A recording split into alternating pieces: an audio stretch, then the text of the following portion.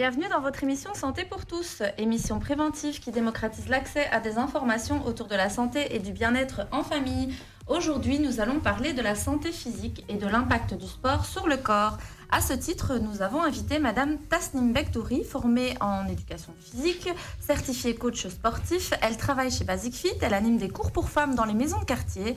Elle nous parlera de son travail et de la place que ça a pour elle et que devrait avoir le sport dans notre vie en général. Bonjour Tasnim. Salut. Alors nous avons également avec nous le coach Moums qui est formé au personal training, à la préparation et transformation physique. Il est aussi coach de CrossFit. Merci d'être avec nous. Bonjour. Alors nous avons également invité Anthony Mamarella, si je le dis bien, qui exerce à l'usine. Il est coach sportif, personal trainer et répondra avec Mourad à nos questions sur le bon déroulement d'une séance de sport et sur les différents sports qui existent. Donc merci d'être avec nous. De rien, avec plaisir. Et pour finir, nous accueillons notre spécialiste aussi, Monsieur Ibrahim Donmez, qui est déjà venu à la radio, qui est kinésithérapeute sportif. Il vient nous éclairer sur les questions de prévention et de précaution à prendre en compte avant de faire du sport. Merci Ibrahim d'être avec nous. Bonjour à tout le monde. Alors, on entend souvent, il faut bouger pour être en bonne santé. Dès notre plus jeune âge, il est conseillé de faire du sport. Or, bien qu'il soit bon pour la santé, il n'est pas sans risque. On sait qu'une bonne partie des blessures qui sont soignées aux urgences sont dues à une pratique sportive parfois inadaptée. Force est donc de constater que bien qu'il soit bon pour la santé, il peut abîmer notre corps s'il n'est pas pratiqué de manière consciencieuse.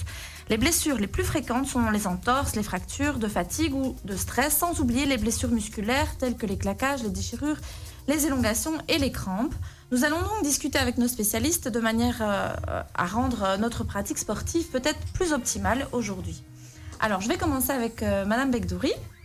Qu'est-ce qu'on peut qualifier de sport ? Donc, quels sont les critères que doit remplir une activité pour être qualifiée de sportive ?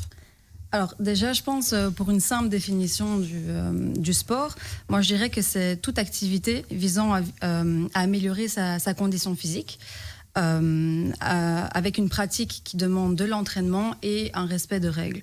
Donc dans chaque sport, donc là je parle vraiment plus de tout ce qui est par exemple sport collectif, même individuel, enfin tout ce qui est vraiment les disciplines sportives, on va toujours avoir besoin de travailler sa condition physique pour pouvoir évoluer et s'améliorer. Et comment est-ce qu'on s'améliore ? Toujours avec l'entraînement. Et puis généralement chaque discipline sportive elle a ses règles. Et voilà. Et puis, pour répondre à ta question par rapport aux critères, moi, je dirais qu'il y a 4 critères à remplir pour pouvoir être défini de sport. Je dirais qu'il y a déjà que l'activité soit physique, qu'il y ait de l'effort, qu'il y ait de l'entraînement et qu'il y ait du challenge. Donc voilà, pour moi, c'est les 4 critères à respecter pour que ça soit qualifié d'activité sportive. Ok. Alors, je me retourne vers Monsieur Mamarella. Qu'est-ce qu'un coach sportif alors ?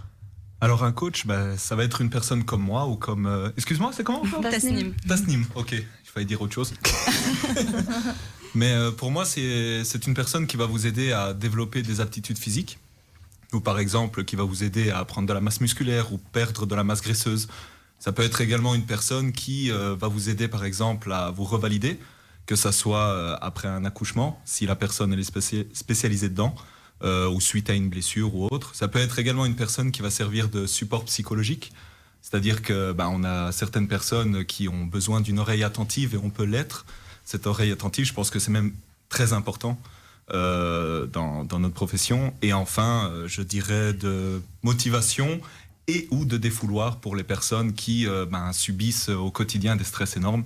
Je vais venir avec certains de mes clients comme des médecins ou des avocats qui doivent subir des stress j'imagine assez important sur leurs épaules et ils font appel à des gens comme moi justement pour pouvoir se défouler, se libérer, se sentir mieux après une bonne journée de travail. Oui, ça c'est vrai que c'est pas super évident au quotidien, mais donc c'est vrai que ça peut être un petit peu un exutoire, on va dire aussi. C'est ça. Ok. Monsieur Donmez, tout d'abord, qu'est-ce qu'un kinésithérapeute sportif et quelles études doit-on faire pour en devenir un ? Alors, un kinésithérapeute sportif, c'est d'abord un kinésithérapeute, oui, donc c'est déjà des études de base de kinésithérapie. Mais ensuite, c'est une spécialisation vraiment très très spécifique, je vais dire, par rapport à l'effort, par rapport à différents types de sports. On en discutait avant l'émission en off avec nos amis, évidemment. C'est comme les coachs personnels, il y a souvent des spécificités. Et c'est la même chose pour un kinésithérapeute. Donc moi j'étais d'abord à la base, je me suis spécialisé puisque je faisais beaucoup de judo. Il fut très longtemps. Oui, c'était il y a très très longtemps. Et donc là je me suis spécialisé dans les sports de combat et toutes les blessures, donc de la rééducation des blessures qui étaient dues à des sports de combat à la base. Puis bon, après on se diversifie, on regarde ça d'une manière beaucoup plus large. J'ai regardé après les sports de ballon, donc et toutes les blessures qui provenaient par exemple du football, les entorses, les fractures, souvent des ligaments croisés, etc. Donc vraiment c'est assez spécifique. Donc c'est une base d'études de kinésithérapie et après, donc faut aimer le sport, il faut aimer le sportif et ensuite se développer par rapport à des sports bien particuliers. Je crois que c'est vraiment des domaines très vastes et voilà, donc c'est une base d'études de 4-5 ans et puis c'est des spécialisations qui peuvent durer assez longtemps. Donc il faut se spécialiser dans tout ce qui est médical aussi, je suppose un petit peu. La kiné, il y a quand même une formation médicale derrière. Oui, tout à fait. Vous parliez des tendons croisés. Des ligaments croisés. Oui, non.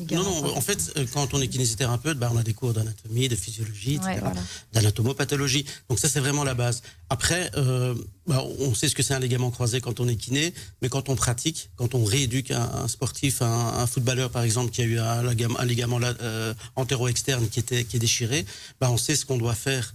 Spécifiquement. Un kiné de base, peut-être pas, mais quand on se spécialise vraiment dans le football, on sait jusqu'où on peut aller, on sait comment on doit faire, et donc voilà, ça demande à être pratiqué. Donc oui, c'est assez spécifique. Ok, super, je vous remercie. Monsieur Taïeb, pour que nos auditeurs comprennent juste une toute petite chose, est-ce qu'il y a une différence entre un coach sportif, un personal trainer, un préparateur physique, un coach CrossFit? Est-ce que tout ça, c'est différent? En effet, il y a quand même une différence. Maintenant, un coach, comme l'a bien défini mon collègue. Anthony. Voilà, merci. On va pas dire le nom de famille. Il a donné une bonne définition. Après, donc c'est un professionnel donc qui est là pour donc encadrer et aider donc que ce soit un groupe ou une personne, donc en individuel, à atteindre ses objectifs à des niveaux différents. Tout à fait, à des niveaux différents. Mais ce que je veux dire, c'est que par rapport à ces différences, entre les différents coachs, un coach qui fait juste du coaching normal et un coach CrossFit, je suppose que c'est différent parce que le CrossFit, après, c'est un peu... on se spécialise, donc en gros, donc forcément un coach de CrossFit, il est spécialisé donc dans sa discipline. Et donc forcément, il peut répondre au mieux donc aux besoins d'un public qui est bien intéressé par ça. Voilà, qui est bien visé. Et donc ce qu'on a aussi, c'est que le personal trainer, par exemple, donc là on bascule dans un autre type de discipline. Un service plus spécialisé. C'est individualisé plutôt. Voilà, et donc là on répond vraiment beaucoup plus à l'être humain qui est en face de vous, donc à ses forces, à ses faiblesses, à ses capacités physiques, à ses besoins. Et donc c'est vraiment un pack vraiment sur mesure. Ce qui n'est pas le cas donc lorsqu'on a un groupe. C'est vraiment... Et quand on fait du coaching, ça peut être groupé aussi alors? Ça peut être du coaching groupé, mais petit groupe, je suppose. Tout à fait. Après, on peut avoir des small groups, des petits groupes. Donc là, on a un contact aussi encore assez très très très rapproché. En général, on connaît pas mal ses clients à force, forcément, vu que le but d'un entraînement, ça doit être récurrent. Et donc au plus le groupe est grand, donc forcément au plus ça va être général, on va dire. D'accord, ok. Et donc ici, un peu comme ce que M. Donmez disait, ça dépend de la spécificité. Donc c'est ça, avec les coachs, il y a différentes spécialités. Donc si vous faites du personal trainer, je suppose que là vous vous mettez dans une spécificité. Si vous allez dans le CrossFit, c'est une autre spécificité. Un coach sportif, il va peut-être être plus général sur le sport. Enfin, c'est ça un peu.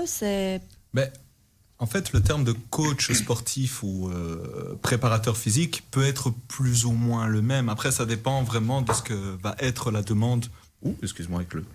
La demande du client en question. Mais bien sûr, si on prend le terme de personal trainer, normalement, un personal trainer peut se concentrer, on va dire, sur maximum, je dirais, 3 clients en même temps, vraiment grand maximum pour que le personal trainer puisse corriger au mieux le client. parce que c'est ce qu'ils payent, c'est vraiment une attention, on va dire, optimale de la première minute à la dernière minute, alors que un coach sportif peut être également un coach pour cours collectif. Mais ici, forcément, alors, ça dépend du nombre, mais l'attention sera réduite de plus en plus par rapport au nombre qui peut augmenter de clients. Donc, si par exemple, j'ai un cours, d'abdominaux pendant, de 30 minutes avec 20 personnes, on peut dire objectivement que je suis peut-être concentré sur une seule et même personne que pendant 1 minute 30. Parce que forcément, je dois pouvoir être concentré sur tout le monde, comme je dois pouvoir également donner l'ambiance, ce genre de choses. Donc, on va dire que c'est différentes facettes de ce que peut être un coach sportif. Comme moi, par exemple, où j'imagine c'est votre cas également, enfin, sauf toi, kiné. Mais que voilà, on a on va dire l'étiquette de personal trainer, comme on peut l'avoir ou qu'on l'a également en tant que préparateur ou coach de cours collectifs. Ah oui, c'est ça. Donc voilà. En fait, voilà, vous pouvez l'être dans différents endroits. Mais je sais pas, tu fais du crossfit, toi? Non, moi je fais du basket. Mais justement, c'est ce que Du j'allais dire. basket. Ouais, rien à voir.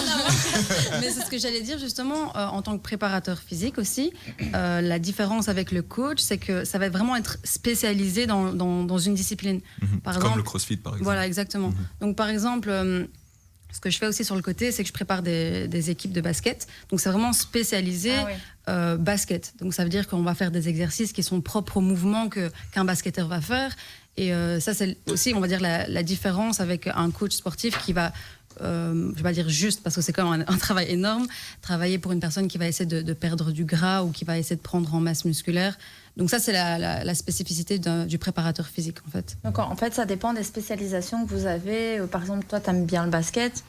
Ibrahim, lui, il aimait bien le foot. Du coup, il s'est retrouvé avec des joueurs de foot professionnels. On en rigolait en off parce que j'ai travaillé avec Ibrahim et à chaque fois, je voyais les joueurs sportifs professionnels qui passaient dans la salle d'attente à côté de mes patients et je disais oui. Donc ça dépend un peu de ce que tu aimes en tant que coach aussi. Si tu as une passion pour un sport, tu peux la mettre à profit. Voilà.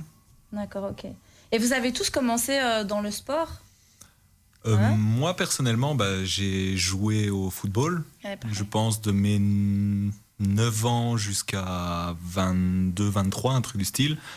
Et par la suite, en fait, j'ai découvert le fitness de plus en plus à partir de mes 18 ans, forcément quand je me suis dirigé un petit peu vers ce type de milieu. Et je suis tombé amoureux du fitness. Bon, je ne veux pas dire que je suis en mode gonflette. C'est pas ça, mais c'est un vrai plaisir, c'est de pouvoir se concentrer, je vais pas parler au nom des clients, mais pouvoir se concentrer pendant 1 heure, 1 heure et demie sur ses propres besoins, vraiment concentrer uniquement sur soi pendant 1 heure, c'est quelque chose, j'imagine, de totalement valorisant pour tout pratiquant. Et qu'est-ce qui vous plaît en fait vraiment dans ce boulot-là justement? Parce que c'est vrai que moi, des fois, ma coach, des fois, j'ai la haine, la pauvre. J'espère qu'elle m'écoute pas, mais des fois, elle me fait travailler. Je te purée, elle m'énerve, celle-là, tu vois, c'est genre, elle me fait. Mais je pense que c'est justement ça, cette satisfaction. Alors, je me dis, mais les coachs, les pauvres, des fois, ils doivent avoir des gens, mais qui sont lourds, tu vois, genre, qui arrivent pas à faire les exercices ou quoi, et qui s'énervent ou quoi. Et puis, je me dis, ça doit pas être facile, parce que les gens devant vous, ils souffrent quand même. Donc, je sais pas, non?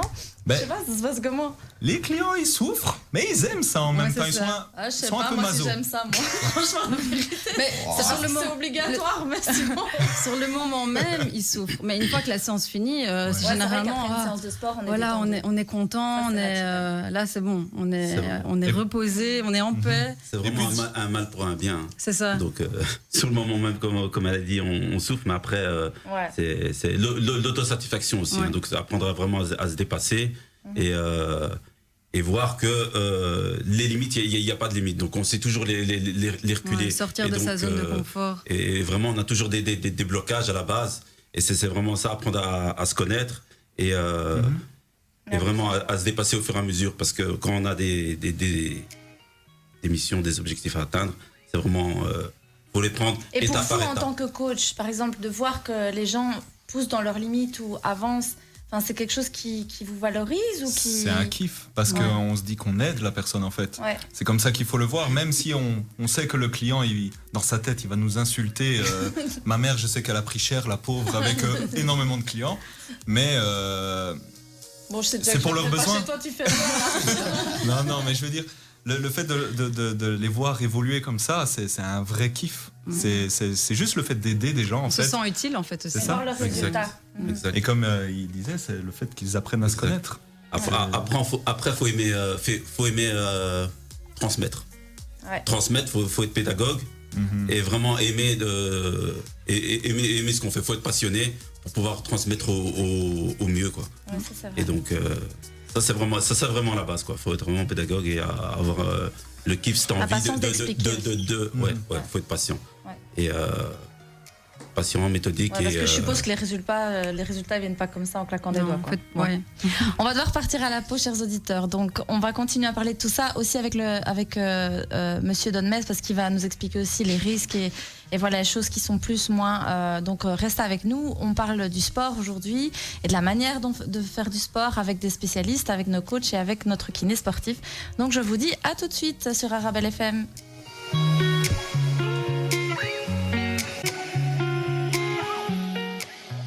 Voilà, nous sommes de retour dans votre émission Santé pour tous. Aujourd'hui, nous parlons du sport avec nos spécialistes. Je voulais revenir vers Madame Bekdouri. Je sais que vous avez eu des formations donc en éducation physique. Il y a des études qui existent aussi. On peut faire des masters où on peut devenir prof d'éducation physique. En quoi consiste ce type d'études et vers quoi on peut s'orienter après ? Alors, il y a donc, comme tu dis, les études d'éducation physique qui se font donc, à l'université ou bien en haute école. Donc, c'est ce que j'avais commencé, moi, à l'université. Donc, des études de 5 ans, avec le bachelier et puis le master. Donc, le master qu'on peut, donc, on prend la spécialisation qui nous plaît. On peut finir donc prof de sport dans une école, donc enseignement primaire ou secondaire. Sinon, il y a aussi donc préparateur physique, tout ce qui est aussi pathologie. On peut finir aussi même prof de sciences. Ah ouais ? Oui, prof de sciences, mais bon, jusqu'à la 3e secondaire. Délégué médical aussi, parce que les cours théoriques à l'université sont super poussés. Donc, il y a aussi l'anatomie, biomécanique. On voit vraiment l'humain dans toutes ses formes. Donc, moi, je me souviens, les cours de kiné, ils devaient faire du sport blindé. En fait, les kinés, ils faisaient courir. Moi, je cotais à l'ULB à l'époque et j'avais mon voisin, il faisait kiné et je voyais, il allait s'entraîner. Je dis, mais qu'est-ce que tu fais ? Mais c'est pour mes études de kiné. Et moi, je suis là, mais tu fais des études de kiné, tu fais des études de sport, c'est quoi ce truc ? Il fallait nager, c'est ça. Vous devez avoir quand même un certain. Énormément. Mais pourquoi en fait que vous devez parce avoir qu'on est censé avoir de l'endurance, mais moi, j'ai jamais compris. T'étudies ou ça fait partie justement des études. à l'université, on avait vraiment dans les cours théoriques, on touchait vraiment à tous les sports. Donc on passait de la natation, la gymnastique, la GRS, j'en ai fait, de la danse, jazz, athlétisme, donc vraiment presque toutes les disciplines. J'imagine les mecs faire de la GRS. Non, les hommes, les garçons ne le faisaient pas. Pourquoi pas ? Ce que c'est de la gymnastique rythmique sportive, mais c'est genre avec des rubans et des trucs comme ça. Oui, c'est ça, on avait le ruban. Pourquoi pas ? Ouais, mais ça va, soyons ouverts, mais je veux dire, je les imagine, c'est juste parce que c'est rigolo d'imaginer un mec faire de la GRS. Mais ils avaient danse. Donc voilà, c'était déjà... Mais bon, vraiment, on touche vraiment à tout. Et je pense que par exemple, dans le cas d'une personne qui veut devenir prof de sport, on est censé quand même pouvoir l'enseigner. Donc, par exemple, dans l'enseignement secondaire, on a souvent badminton, baseball, football, toutes ces choses-là. On est censé aussi nous-mêmes savoir pratiquer ces disciplines-là pour pouvoir après l'enseigner, en fait, tout simplement. Donc voilà. Mais comme, ça a quand même pas mal de débouchés. Oui, franchement, à l'université, ouais. Et vous avez pas des cours avec les kinés, justement ? Si, justement, les cours théoriques, tout ce qui était anatomie, maths, physique, bioméca, toutes ces choses-là, c'était des cours avec les kinés et ostéo aussi.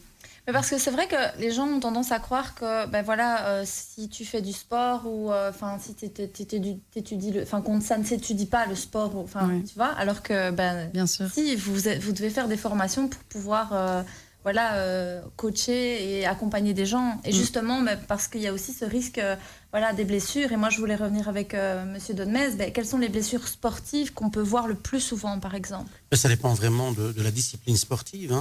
Donc, si vous me parlez du football, par exemple, ce qu'on voit le plus, c'est des blessures d'abord musculaires. Donc, très souvent des élongations, des déchirures musculaires. Et puis ensuite, ce qui est un peu plus grave, c'est des entorses, voire des déchirures ligamentaires. Alors les fractures sont relativement rares.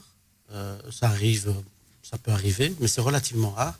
Mais par contre, chaque semaine, on avait des élongations, des déchirures musculaires, ça c'est au quotidien. Est-ce que le foot c'est violent, ils se rentrent dedans parfois, moi je trouve. Hein. Après c'est Non, peut-être mon c'est un avis sport de en tant contact, que fille, oui. hein, mais moi des fois je vois des trucs, je me dis mais purée, ils se battent pour un ballon quoi. Des fois ils se poussent, ils se font des. Non, c'est vrai Il y a que quand il y même a moyen beaucoup des de fois de se contact. faire salement mal sur un Oui. terrain de foot quoi. Oui, on peut avoir C'était le cas avant. Parce qu'aujourd'hui, avec le Ouais. VAR, Ouais. c'est compliqué. Avec le VAR, disons qu'on voit plus facilement les coups. On le voit avec la caméra, mais bon. Mais les joueurs, à cause de ça, ont peur de jouer. c'est ça que je veux Oui, dire. donc ils se retiennent un peu plus. Mais bon, on voit très souvent des blessures. Hein. Alors, il y a des sports où, par exemple, les sports de contact, de boxe ou de judo, oui, là, il y en a encore un peu plus. Hein. Là, par exemple, en judo, on avait très souvent des problèmes de genoux, de hanches, d'épaules, au niveau cervical aussi, mais bon, ça c'est déjà un peu plus grave. Donc ça dépend vraiment de la discipline sportive. Donc, oui. Donc des blessures, quand vous dites cervicales, c'est quand même assez grave. Enfin, et quoi, c'est Évidemment. des déplacements de vertèbres ou Oui, ça peut aller jusqu'à une hernie discale. Oui. Ah ouais, une Les hernie. fractures d'un corps vertébral sont très très rares, hein, mais ça peut arriver jusqu'à une hernie discale. Oui. Parce que moi, je me dis, si on est. Moi, j'ai fait 15 ans de gymnastique, donc de gymnastique sportive. J'ai pas l'air, mais quand j'étais jeune, j'étais sportive. Et donc, voilà. Et on nous apprenait à bien tomber aussi. Ouais. Et du coup, j'ai l'impression que les gens aussi qui font beaucoup de sport ont moins de risques aussi de se faire des fractures. Mais peut-être je me trompe parce que justement, ils savent mieux tomber. Et leur corps est peut-être plus outillé Bien aussi sûr. en faisant du sport à mieux gérer les coups et les blessures. Enfin, Bien sûr, oui, mais de toute façon, je vais vous donner un exemple bien concret. Par exemple, un sportif, un footballeur, il a une musculature qui est adaptée à son sport. Je parle ici de footballeurs d'un certain niveau. Ils ont des bons quadriceps, ils ont des bons mollets. Donc, en général, quand on a une bonne musculature, les problèmes ligamentaires sont plus rares, puisqu'ils font office de ligaments actifs, on va dire. Et donc, comme vous avez dit, ils savent tomber. Quand on voit le joueur qui vient tacler, on se met déjà dans une position pour se protéger. Parfois, on anticipe déjà en criant déjà à l'avant, en sautant pour éviter la jambe. Donc, voilà, on sait tomber, on sait anticiper. Et puis, on a une musculature qui par entraînement, devient beaucoup plus adaptée à ce genre de choses. Voilà. Et donc, avec la prévention, on peut anticiper les blessures. Alors, si on fait du sport correctement et que on développe bien, on va dire, sa musculature, il y a moyen de prévenir les blessures. Oui, tout à fait. Je veux dire, quand on le voit d'une manière générale, les blessures, on prend un joueur qui s'est fait une élongation ou une déchirure musculaire, c'est soit parce qu'il est mal préparé, il est mal échauffé, ou bien il a une très mauvaise nutrition. Donc tout ça amène à vraiment la prévention et la préparation du sportif. C'est là où je rejoins mes collègues. Donc si on parle d'un bon joueur de foot, c'est quelqu'un qui est bien préparé en début de saison, qui a une nutrition bien adaptée, qui se repose bien, et puis il fait beaucoup de spécifiques. Donc s'il sait qu'à un moment donné, il a des faiblesses au niveau de son tendon d'Achille, il va le préparer autrement que les autres. Donc c'est vraiment, je rejoins ici mon collègue Mourad, qui disait que voilà, c'est vraiment se connaître soi-même, connaître son corps, connaître ses points faibles et travailler en conséquence. Donc effectivement, ça fait partie de la prévention. Alors moi, je voulais revenir vers Anthony. Je préfère dire Anthony parce que c'est Mamarella, c'est ça, c'est ton nom. Hein. C'est Mamarella. Mamarella. Ouais. Mais t'inquiète, on l'a déjà écorché 1 milliard de fois. C'est quelle origine, ça? C'est italienne. Ouais, voilà. Comme Sarah, c'est Sarah qui nous a briefé sur toi. C'est ça, Beneducci. Les Italiens, vous connaissez déjà, chers auditeurs, si vous avez écouté Madame Beneducci, elle travaille à Espace Santé Famille et elle est italienne aussi. Donc c'est comme ça qu'on a réussi à avoir Monsieur Mamarella avec nous. Donc, pas forcément avec le drapeau italien, mais ouais, c'est comme ça. Entre autres. Avec les pistons, enfin les connaissances. Voilà. Donc voilà. Du coup, moi je voulais savoir, est-ce que vous avez un type de client en particulier qui vient vous voir, ou est-ce que tout le monde peut aller voir un coach en fait? Alors on a tout type de clients, enfin moi personnellement, j'imagine que vous également. Déjà par rapport aux premiers objectifs dont j'avais parlé lors de ma première question avec qu'est-ce qu'un coach sportif. Donc forcément on a énormément de clients qui viennent pour prendre de la masse musculaire ou pour perdre de la masse graisseuse, ce genre de choses. Et après on a des clients de vraiment tout horizon, que ce soit de différents milieux, que ce soit de différents sexes, de différentes orientations, enfin peu importe, de différentes disciplines. On a vraiment tout type de clients. Ouais. Parce que ça coûte cher quand même le coaching. Enfin, moi je dis ça, je dis rien, mais.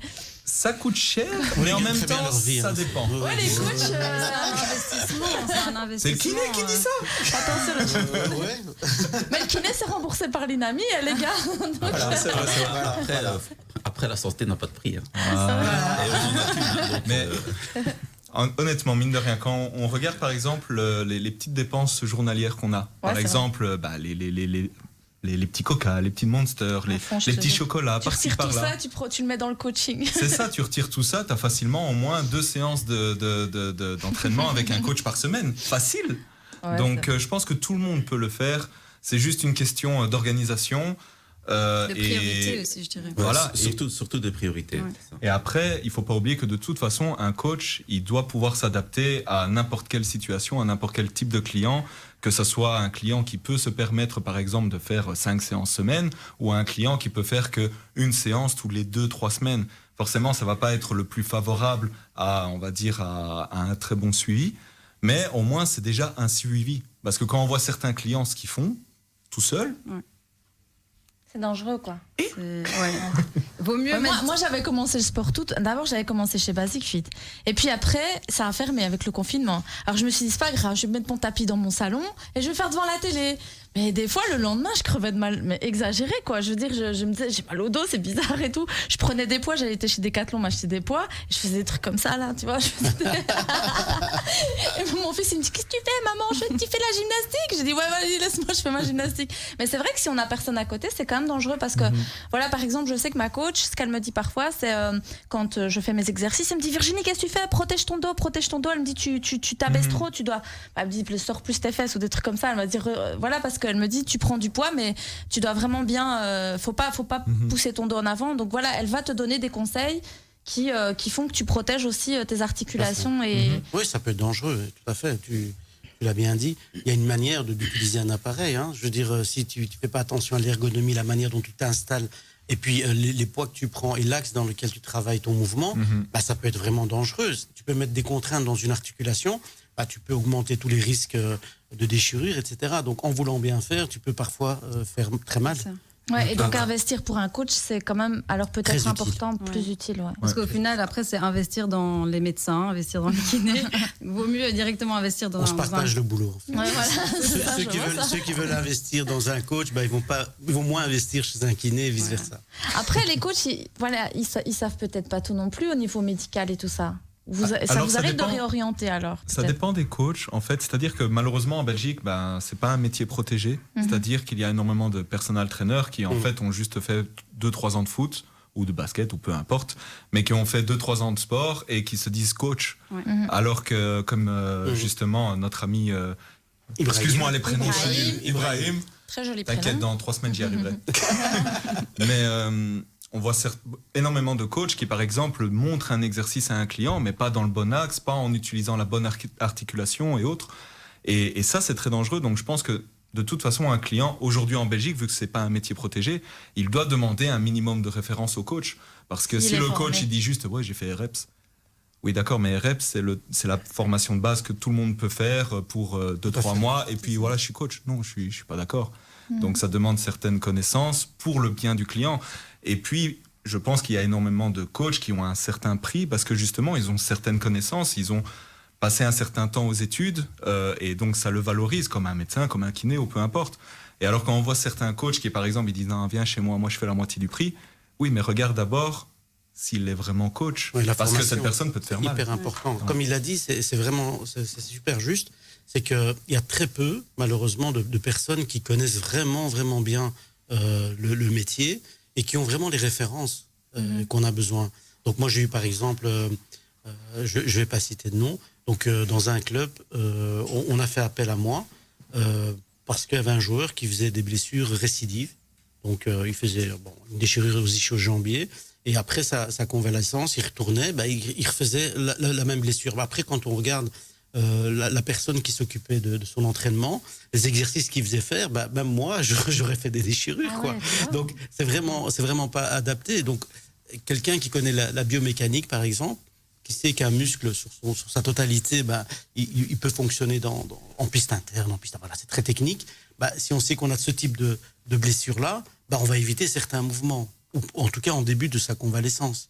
Donc si on ne sait pas, si on ne connaît pas l'anatomie, la biomécanique et surtout la physiologie, donc si vraiment le muscle travaille d'une manière optimale, on ne pourra pas entraîner le muscle, développer et arriver à ce qu'on veut.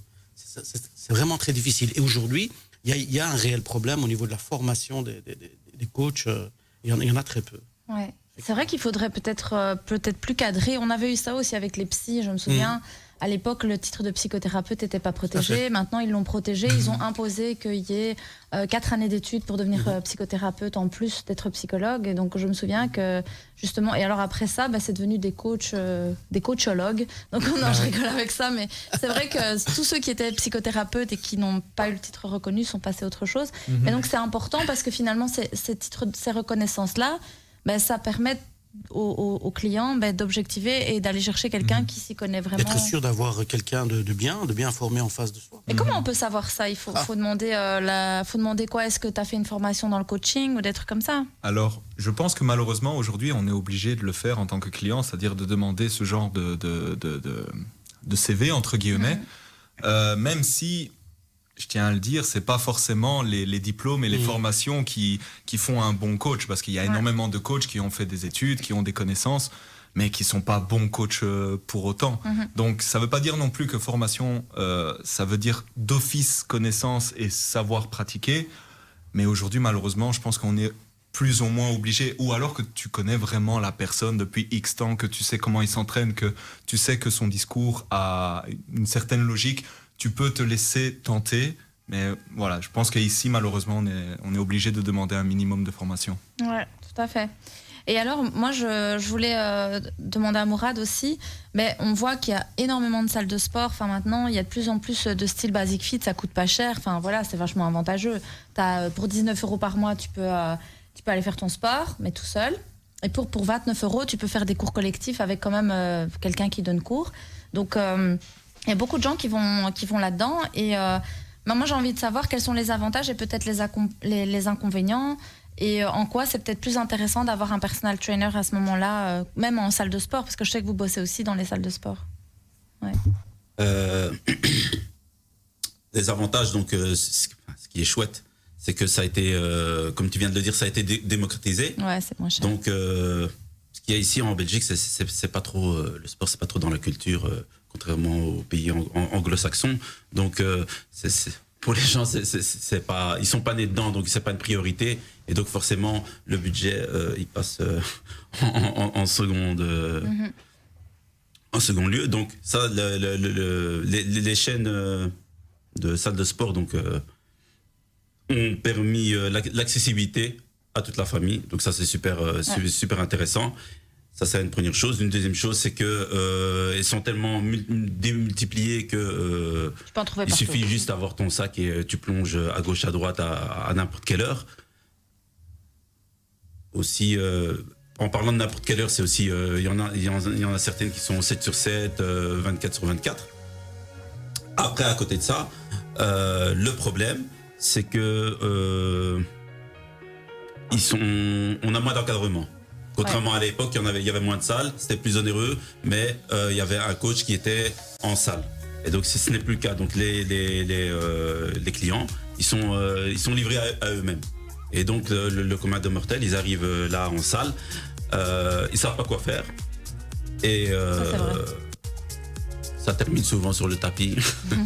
Ça commence et ça termine souvent sur le tapis. Ah, mais tu vois les engins, tu sais même pas à quoi ils servent. Et après, tu dois regarder les petits pictogrammes à chaque fois. Tout à fait. Après, il faut se rapprocher à côté du pictogramme pour regarder, ah ouais, ça travaille ça. Et donc du coup, il y a pas de prise en main. Une prise en charge, parce qu'ils ont diminué forcément le personnel. Donc voilà, la personne à l'accueil doit s'occuper du nettoyage, doit s'occuper de l'accueil, doit s'occuper. Et ils sont pas nécessairement formés pour ça. À part te dire, ouais, ça c'est pour les biceps, ça c'est pour le quadrille, etc.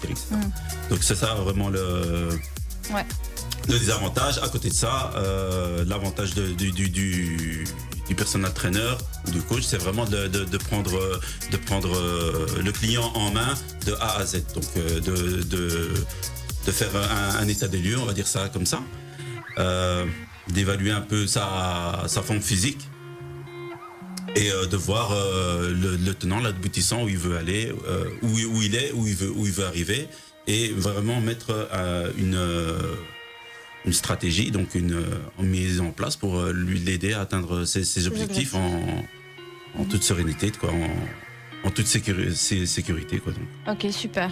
Alors, on va continuer à parler justement de ça après, par rapport à avantages, inconvénients, comment on doit s'en sortir. C'est clair que c'est pas évident. Il faut choisir avec toutes les bonnes informations de comment on va faire le sport. Donc, on continue à en parler dans votre émission Santé pour tous dans quelques instants. Chers auditeurs, restez avec nous. À tout de suite.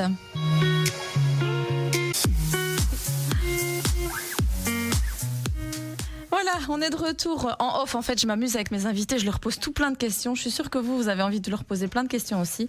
Après, je vais aller checker un peu le live pour voir si vous êtes venus nous poser des questions. Mais c'est vraiment très intéressant, tout ce qui est en lien avec la santé physique et la manière dont on peut s'entraîner correctement. Donc, on en parlait un tout petit peu avec Mourad juste avant la pause. Il nous expliquait les plus et les moins d'aller dans des salles de sport.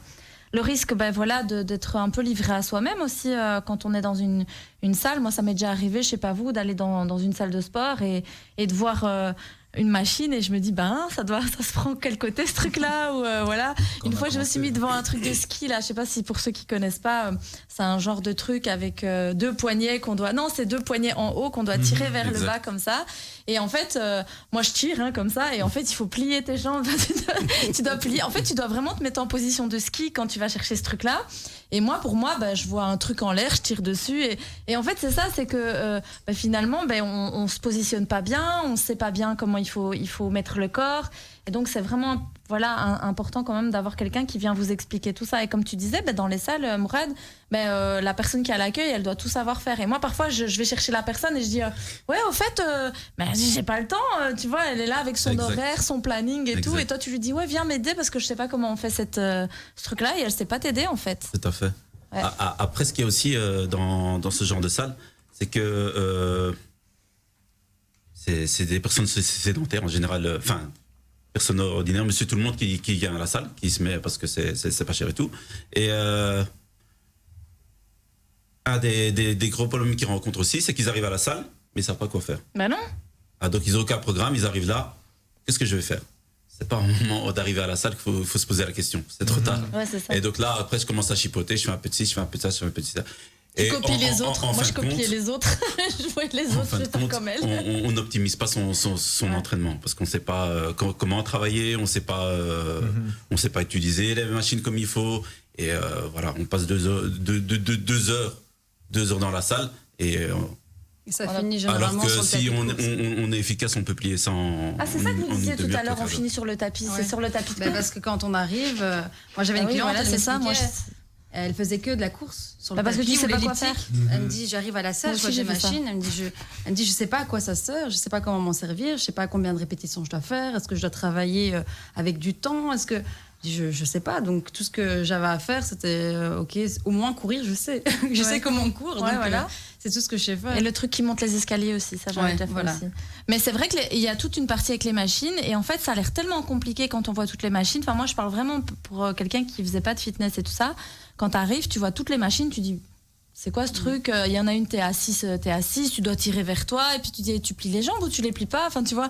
Et donc tu sais pas toujours comment te positionner par rapport aux machines. Donc d'où l'intérêt d'avoir des coachs. Mais vous travaillez en salle quand même. Donc du coup de temps en temps il y a des coachs comme vous dans les salles. Alors il y a des coachs comme nous, mais le truc c'est que ils vont venir chez nous par exemple pour nous demander un conseil, et forcément on va leur donner le conseil, il n'y a aucun problème, 1 fois, 2 fois, 3 fois, et puis à un moment donné, s'il veut vraiment qu'on le prenne en charge, forcément il va devoir payer. Il va devoir payer, en tout cas on va devoir collaborer. Parce que, voilà, tu préfères dire ça comme ça. Lui il paye avec son argent, moi je paye avec mon temps. Oui, donc, c'est vrai. Donc voilà, mais... honnêtement, je pense qu'il n'y a pas vraiment de prix, entre guillemets, pour un coach au tout début quand on commence à la salle. Parce que, comme tu l'as dit, la majorité des gens, quand ils ne connaissent pas du tout, ils vont directement vers les cardio parce que ça, ils se disent, ok, je sais comment courir, donc c'est plus ou moins facile. Mais le problème, c'est que pour arriver à un certain objectif, que ce soit la prise de masse, la perte de masse grasse, ce genre de choses, ils savent pas en fait. Et le pire, c'est qu'il y en a même certains qui pensent savoir parce qu'ils ont entendu Paul, Pierre, Jacques dire un truc du style et non. Et qui, par la suite, ne veulent même pas entendre nos conseils. Donc ça aussi, ça arrive de temps en temps que nous, par moment, on voit certains qui sont en train de se détruire le dos ou autre. On va chez eux, on leur dit, excuse-moi, c'est pas comme ça qu'il faut faire l'exercice, tu peux faire comme ci, comme ça, tu vas te faire mal au dos. Et limite, dans la moitié du temps, soit il y en a certains qui acceptent, et ça c'est cool, et des fois il y a une belle relation qui peut se créer, soit il y en a d'autres, ils nous envoient balader, alors que même nous, en tant que coach, même nous, quand quelqu'un vient chez nous, que ce soit un client ou autre, on l'écoute parce qu'on peut toujours apprendre. Donc, voilà. C'est qu'il faut les conscientiser, en fait. Mm-hmm. Ça c'est une première chose, parce qu'on est dans une époque où on est beaucoup sur le visuel, donc forcément avec Internet, et tout est entre guillemets à portée de, même plus portée de main, à portée de clic. Et donc ils sont vraiment sur le visuel, sur Internet, réseaux, sur Instagram. un tel et tout. il a Voilà, dit, tout un à tel fait. il a fait. Et donc, donc, du coup, ils croient qu'ils en ont vraiment pas besoin, quoi. Il suffit de regarder la vidéo, je fais la même chose et ça s'arrête là. Ouais. Donc, voir un tuto YouTube, comment juste, faire des exercices et c'est bon, quoi. C'est catastrophique. Ouais. Généralement, c'est catastrophique. Ça, les Quand on idées voit- reçues, tout simplement, par exemple, comme on disait, une personne qui, par exemple, son objectif, c'est de perdre du poids. Et alors, pendant des mois, tout ce qu'elle fait à la salle, c'est courir sur un tapis. Mhm. Alors que quand tu vas parler avec elle et que tu vas vraiment lui expliquer comment est-ce qu'on perd du gras, c'est pas du tout comme ça. C'est pas du tout en courant pendant 1 heure sur un tapis, ça va juste nous épuiser. Et c'est tout. Du en coup, fait. c'est différent. Perdre du gras et gagner en masse, c'est pas les mêmes exercices, je suppose. Non, Non. c'est pas du tout. Oui et non, Oui, ça dépend. dans le sens où on peut travailler sa masse musculaire tout en perdant de la masse graisseuse. Parce que forcément, il y a une alimentation qui doit suivre. Pour qu'on puisse favoriser le développement d'un muscle, il faut s'alimenter d'une certaine manière. Et en fait, directement à la suite de ça, si on s'alimente bien, on maigrit également. Alors que l'inverse n'est pas forcément le cas. C'est-à-dire qu'on peut faire énormément de cardio et tu peux bien le faire, avoir une bonne alimentation, etc. Mais si par exemple tu veux gagner de la masse musculaire, mais que tu ne fais que du cardio, ça va jamais fonctionner parce que tu vas, oui, perdre des calories, tu vas perdre de la graisse, entre guillemets, mais tu vas également perdre du muscle, entre guillemets également. Donc c'est pour ça que c'est important en fait de faire appel à un professionnel dès le début. Et je voulais même faire encore un petit lien par rapport aux salles de fitness. Les machines, en fait, il faut savoir que les salles de fitness sont appropriées de machines parce que c'est facile à placer les clients. C'est tu viens, je te mets là. Et on voit le dessin, ça c'est biceps, ça c'est quadri, mais ça t'explique pas les insertions, ça t'explique pas comment le faire, ça t'explique pas le tempo, ça t'explique absolument rien.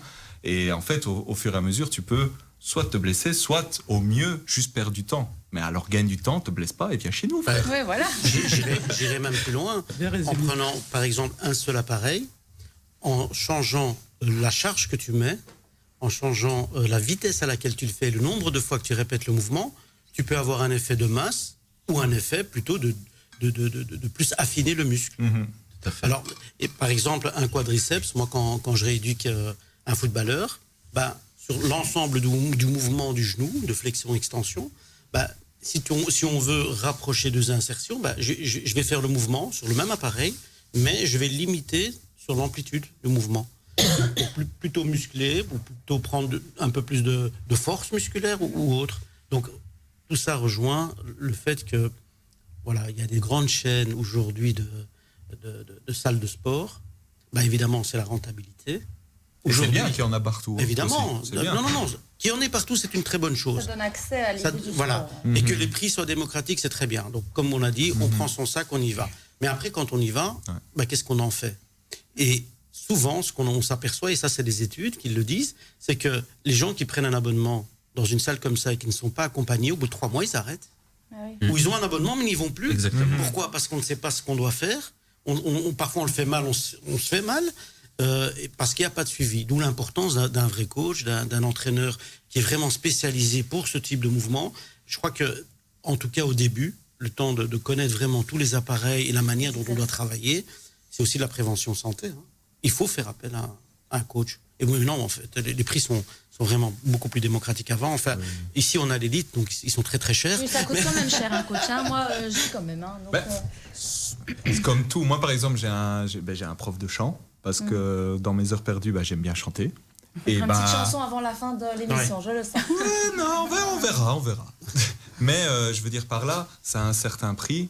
Je l'accepte, c'est tout à fait normal. Et je vais dépenser une certaine somme pour ça et pas pour autre chose, tout simplement. C'est une question de priorité, quoi. C'est ça. Et honnêtement, quand on regarde la vie en général, après ça, c'est mon point de vue, mais l'importance dans la vie, c'est d'être heureux. Voir ce qui te rend heureux. Dès que tu as trouvé ce qui te rend heureux, investis dans ce qui te rend heureux. Et si, par exemple, le fait d'être en bonne santé et d'avoir une esthétique, entre guillemets, qui peut te plaire, je parle bien rien qu'à toi, qui te plaît à toi, c'est déjà, je pense, un élément du bonheur. Donc, est-ce que c'est si compliqué, entre guillemets, d'investir là-dedans au lieu d'investir dans du chocolat? Voilà. Après, un chocolat une fois de temps en temps, je dis pas, c'est facile, c'est bon, mais une fois de temps en temps. Moi, c'est pas une fois de temps en temps. Tommy. Wesh, frère. Il a bien dit ça, qu'il faut trouver quelque chose qui te rend heureux. Donc ça veut dire que pour pouvoir tenir sur du long terme, il faut trouver quelque chose qui te plaît. Et c'est ça la clé au fait.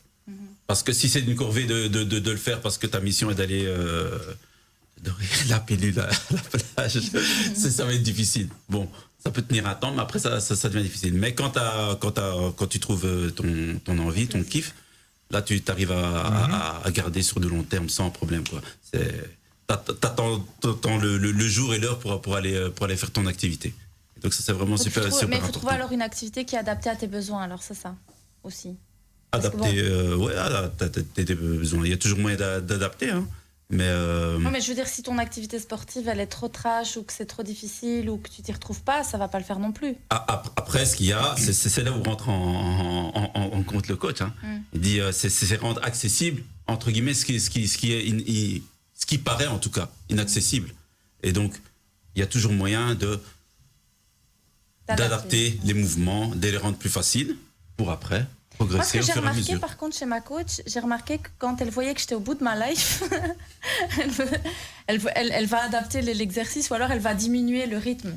C'est-à-dire que je vois qu'elle m'observe aussi. En fait, j'ai capté qu'elle m'observait. Des fois, je vois qu'elle me regarde. Je vois qu'elle voit que peut-être si ma respiration s'accélère ou qu'elle voit que je suis rouge comme une tomate. Alors là, elle commence à me dire attends Virginie, le prochain exercice, je vais plus te faire comme ça ou je vais plus te faire comme ça. Donc, notre but, Même c'est si pas de vous tuer. Malgré le fait que qu'on aime bien vous voir un peu souffrir, mais c'est pas du tout surtout c'est le un peu but. sado. Ouais, moi je trouve aussi. Je m'étais dit pour être coach, faut être sado et tout, mais Forcément, pour être dentiste aussi. Hein. Enfin, surtout dentiste en fait. Surtout dentiste. Mais forcément, on kiffe un petit peu. Mais après. Ouais, franchement, mais les gens ils ont mais l'air on de l'avoue. ça. Non, mais... Et heureusement, en fait, qu'on kiffe un minimum. Parce que quand on regarde le nombre d'insultes qu'on ramasse pendant l'entraînement, heureusement mais je kiffe un peu. Les gens ils le disent parce que moi je le pense, mais je le dis pas. Non, en fait, moi, ça Ça dépend. c'est l'étape suivante. Au début on le dit pas, mais Moi je après. serais vraiment au bout de ma vie, je vais commencer à les dire. C'est des jeux, je te déteste. C'est vrai Ouais. Je te déteste. C'est trop. C'est quoi ça et tout. Mais toi t'es folle.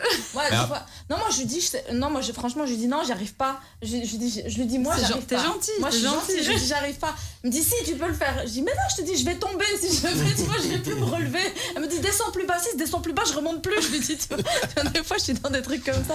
Ma coach, je crois qu'elle doit rigoler avec moi des fois. Mais L'adaptation même est vous, vraiment vous devez entendre des primordiale. trucs. L'adaptation est vraiment primordiale. Hein. Ouais, mais c'est Donc ça. même si t'as un plan, faut toujours adapter. Hein. En fonction de la toujours- personne en face, ouais, ouais. toujours. Ouais, la dernière fois, j'ai remarqué, parce qu'on est coaché à deux, j'ai remarqué que la fille, il y avait une fille avec moi, et elle n'était pas avec moi. Et elle m'a donné ma coach. J'ai dit, mais attends, oui, mais toi, au niveau cardio, t'as un bon cardio, elle me dit donc. Je dis, ouais, mais c'est quoi cette histoire de cardio? Je dis, c'est pas parce que j'ai un bon cardio que quand l'autre, elle est là, tu me fais pas tout ça, tu vois. Elle me dit, ouais, j'ai profité que c'était juste avec toi, tu vois. J'ai dit, ça va, c'est bon à savoir. Je dis, la prochaine fois, je vais appeler l'autre, je vais dire, tu viens. Donc, Mais là, forcément, en fait, quand on fait du coaching individuel ou en c'est duo, différent, trio, je suppose, ouais. voilà. À moins que les objectifs des 2-3 soient exactement les mêmes, qu'ils ont exactement le même profil, alors là, on peut le faire à un entraînement similaire. Sinon, forcément, on doit adapter. Mais prends-le comme un compliment, c'est-à-dire que t'es derche en cardio. Mais cardio. musculaire, elle m'a dit. J'ai un peu perdu, j'avoue. Mais Teslim, moi, je voulais savoir, en fait, aussi à quelle fréquence on doit faire du sport. Est-ce qu'il y a un truc voilà, que tout le monde doit faire? L'idéal, enfin que tout le monde doit faire, je pense que c'est propre à chacun. Maintenant, l'idéal, moi, j'irais vers minimum 2 fois semaine, 2-3 fois semaine, pour vraiment, par exemple, dans l'objectif de se remettre en forme. Voilà, en variant des séances de cardio, de musculation, pour vraiment travailler son souffle, son endurance. Et puis avec la musculation, travailler vraiment ses muscles, qu'ils soient plus toniques, la bonne posture et tout ça. Donc c'est vraiment... parce qu'une fois semaine... Voilà, on a juste le temps de se mettre dans la séance pendant 1 heure et puis on a toute la semaine. Voilà, le corps il oublie et puis on est reparti 1 heure de nouveau la semaine d'après et on est de nouveau mort. Alors qu'il faut vraiment essayer d'avoir une régularité et que voilà, en fait c'est le corps qui doit s'adapter petit à petit et 1 fois semaine c'est trop peu. Donc moi je dirais vraiment 2-3 fois. C'est l'idéal. Tu prends un coach 2-3 fois semaine, mais tu lâches un salaire, quoi. Je veux dire, c'est... Mais tu vas pas le prendre pendant tes 3 séances semaine. Ça. Par exemple, tu le fais 1 fois, voilà. Et puis le coach, pour tes 2 autres séances, il va t'établir un programme. Il va te programmer voilà. tes séances à toi, ou bien toi toute seule, tu vois. Tu vas aller à la salle, mais c'est lui qui te fait un programme, Voilà. par C'est exemple, ça. des exercices que tu sais faire et que tu as fait avec lui, par exemple. C'est ça. Ou par exemple, ça fait X temps que tu es avec le client, petit à petit, le client comprend comment il doit s'entraîner. Et après, c'est pas pour ça que forcément il va arrêter avec nous. Au contraire, peut-être que par la suite, il voudra encore plus, et plus de détails, et plus de compréhension, et voilà. Je dirais même que le but d'un coach, c'est aussi de... nous, on apprend à nos clients, et le but, en fait, en tout cas, je le vois pour moi comme ça, c'est vraiment de pouvoir faire en sorte que le client, par la suite, lui tout seul, puisse s'entraîner et Yes. qu'il sache comment faire. En évitant de se blesser, etc. Aussi en voyant l'objectif qu'il a envie d'atteindre. Donc nous aussi c'est notre travail. Donc au début peut-être qu'il aura besoin de 3 séances avec nous et puis petit à petit il pourra parce qu'il sait comment faire. Donc Okay. Voilà. Super, alors on va continuer l'émission. On a déjà terminé la première partie, c'est vite passé. J'ai même pas fini toutes mes questions, mais en tout cas c'est super intéressant tout ce qu'on apprend aujourd'hui. Donc chers auditeurs, on parle du sport, de la santé et de comment bien faire du sport avec nos spécialistes. Donc restez avec nous jusqu'à 16h au 106.8 sur Arabelle FM. À tout de suite.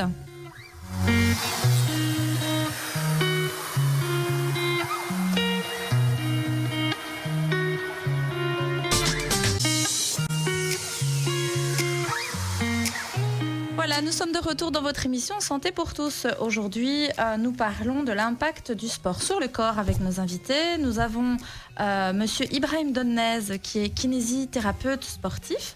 Nous avons aussi le coach Mooms qui est formé au personal training. Aussi Anthony Mamarella. Si je le dis pas bien, bon, je le dis. Oh, tu le dis. Ça va, Mamarella, c'est ça? Mamarella, c'est Voilà. ça. Et donc, qui exerce aussi à l'usine. Et alors, nous avons aussi Tasnim Coach. Donc, c'est quoi ton pseudo sur Insta? C'est Tas Coach? Ouais, Task Coaching. Ouais, c'est Tas Coaching. Et qui exerce dans les salles de sport, qui est coach dans les maisons de quartier. Enfin, voilà, j'ai appris là tout à l'heure que tu faisais du basket et que tu coachais pour le basket aussi. C'est bon à savoir pour nos auditeurs qui sont intéressés. Voilà, donc on a parlé dans cette première heure un petit peu de l'importance et de la place du coach. Monsieur Donnez nous a aussi dit voilà, qu'il y avait des risques, on pouvait se faire mal quand on allait faire du sport sans avoir quelqu'un qui venait un peu nous expliquer comment ça se passait. En préparant l'émission, on a parlé un petit peu aussi du CrossFit. Moi, j'allais revenir un peu vers Mourad Tayeb pour qu'il nous explique un peu, parce qu'il est coach de CrossFit, qu'est-ce que c'est que le CrossFit et alors quels sont ses avantages? Alors, le CrossFit, ça vient des États-Unis, donc Santa Cruz exactement. Donc, il a été créé par Greg Glassman et son épouse, Lorraine, si ma mémoire est bonne. Donc, dans les années 70, et donc ils ont développé ce concept d'entraînement pour à la base donc c'était pour les pompiers donc et les militaires pour les préparer parce qu'ils doivent être prêts à toute épreuve. C'est vraiment une préparation physique, donc c'était vraiment on est parti sur la base de la préparation physique et puis ils ont bien développé ce concept là pour en 2000 donc officialiser ça sous l'appellation CrossFit. Voilà. Et rendre accessible ça à cette préparation physique à tout le monde. Et donc voilà. Et donc ici c'est CrossFit, on part d'un entraînement croisé. Et donc ils ont comment dirais-je, on a mis en place donc trois disciplines. Donc ici on a 3 blocs bien distincts. C'est ce qui est Donc tout ce qui est cardio, donc course à pied, sur la corde, on peut compter aussi de la pliométrie, donc sauter sur des box, ainsi de suite. La natation, si on a l'endroit, rameur, le ski aussi, etc., etc. Donc ça c'est vraiment cette partie bloc, tout ce qui est cardiovasculaire. Le deuxième bloc, c'est tout ce qui est, ils appellent ça de la gymnastique, donc tout ce qui est poids de corps, donc être capable déjà de bouger, donc faire des squats, push-up, donc push-up pompage, traction, des dips. Ça peut être monter de corde, marcher en poirier, faire des pompes en poirier, etc., etc. Donc il y en a en veux-tu, en voilà, au niveau de gymnastique. Et on a le troisième bloc qui est l'haltérophilie. Donc mouvement d'haltérophilie, on a 3 mouvements dans l'haltérophilie. On a le snatch, arraché en français, épaulé et épaulé jeté. Ouais. Le jerk, clean and jerk. Donc voilà. Et donc le fait de combiner ces 3 blocs donc nous donne le principe de base. Donc c'est des mouvements fonctionnels constamment variés à haute intensité. Voilà. Et donc en fait l'idée, donc vu que c'était pour initialement les pompiers, les militaires et tout ça, c'est d'avoir quand même une certaine condition physique, quand même assez c'est un peu hors norme quand même, non? Enfin. Bah écoute, leur métier donc nécessite d'être vraiment en forme et d'être optimal donc à tout moment, donc vraiment être prêt à l'imprévu, au fait. C'est vraiment ça. Et en fonction de ça, donc ici on part de ce principe-là qu'il faut prévoir l'imprévu entre guillemets. Et donc faut être en forme pour pouvoir tout faire. Pour pouvoir tout faire, exactement. Et donc à partir de là, c'est accessible à tout le monde, mais chacun à son niveau, à son rythme. Et du coup, mais alors je reviens vers Monsieur Donmez par rapport à ça, parce que c'est du high level quand même, le CrossFit, c'est de l'entraînement intensif.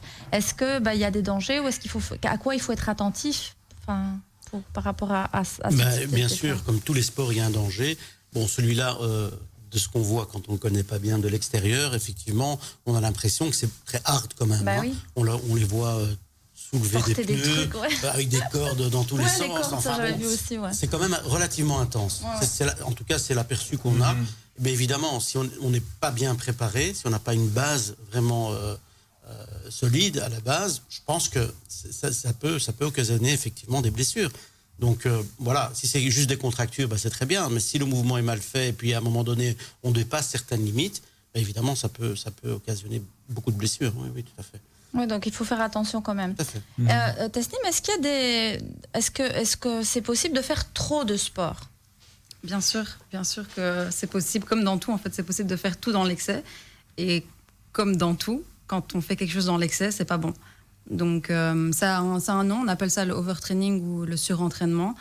On le voit chez les athlètes de haut niveau. Ils s'entraînent peut-être 2 ou 3 fois par semaine, mais bon, c'est des athlètes de haut niveau, ils sont bien supervisés, il y a des kinés, ils sont vraiment entourés par des spécialistes.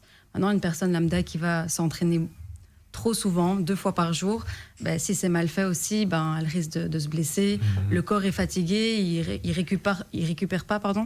Donc, on peut très vite, plus facilement se blesser. Risque aussi de déchirure, les tendons, on fragilise aussi les os, etc. Donc, oui, c'est possible, mais c'est dangereux. Et donc, il faut être vraiment à l'écoute de son corps quand on choisit de faire du sport. Voilà. Il y a aussi un autre terme, mais là, c'est vraiment, on parle vraiment de l'addiction, vraiment de la dépendance au sport, qu'on appelle la bigorexie. C'est vraiment une maladie qui se soigne avec des médecins du sport, etc. Et là, c'est vraiment quand on est vraiment dans l'excès, donc des troubles d'humeur. Et bon, c'est pas très très fréquent, mais ça arrive, que ça soit vraiment la personne est vraiment, donc elle peut passer par exemple, j'ai jamais vu ça moi personnellement, mais je parlais avec une fois un collègue qui m'expliquait qu'il y en avait un justement qui avait ce trouble-là. Il était toute la journée à la salle de sport. Il était toute la journée à la salle de sport, et en fait, ce qu'ils ont ces personnes-là, c'est qu'ils sont constamment à la recherche de justement cette satisfaction dont on parlait là tout à l'heure après séance. Donc, oui, c'est les hormones. Enfin, moi, je peux en parler en tant que psy. C'est les hormones qu'on sécrète après un effort. Et donc, ce sont même Ibrahim peut en parler aussi. Donc, c'est ces fameuses hormones de soulagement que le corps diffuse après un effort ou après voilà, quelque chose qui est un peu difficile, le corps, en fait, il s'autorégule lui-même. Il essaie de trouver une certaine homéostasie. Donc, même quand on a des douleurs, vous savez, quand on a un gros accident, en général, on a pas mal sur le moment même parce que notre corps va libérer des endorphines. Et donc, du coup, il y a des gens qui peuvent être addicts, mais au même titre que ça peut être des antidépresseurs naturels, en fait. Comme la cigarette, une personne qui veut l'anxiété, qui est nerveux, etc., elle veut sa petite pause cigarette pour décompresser, c'est exactement pareil. Mais encore, c'est même pas le même processus dans le cerveau, tu vois, parce que par rapport à là, c'est vraiment les hormones de plaisir que la personne va libérer dans son corps qui va aller chercher ça.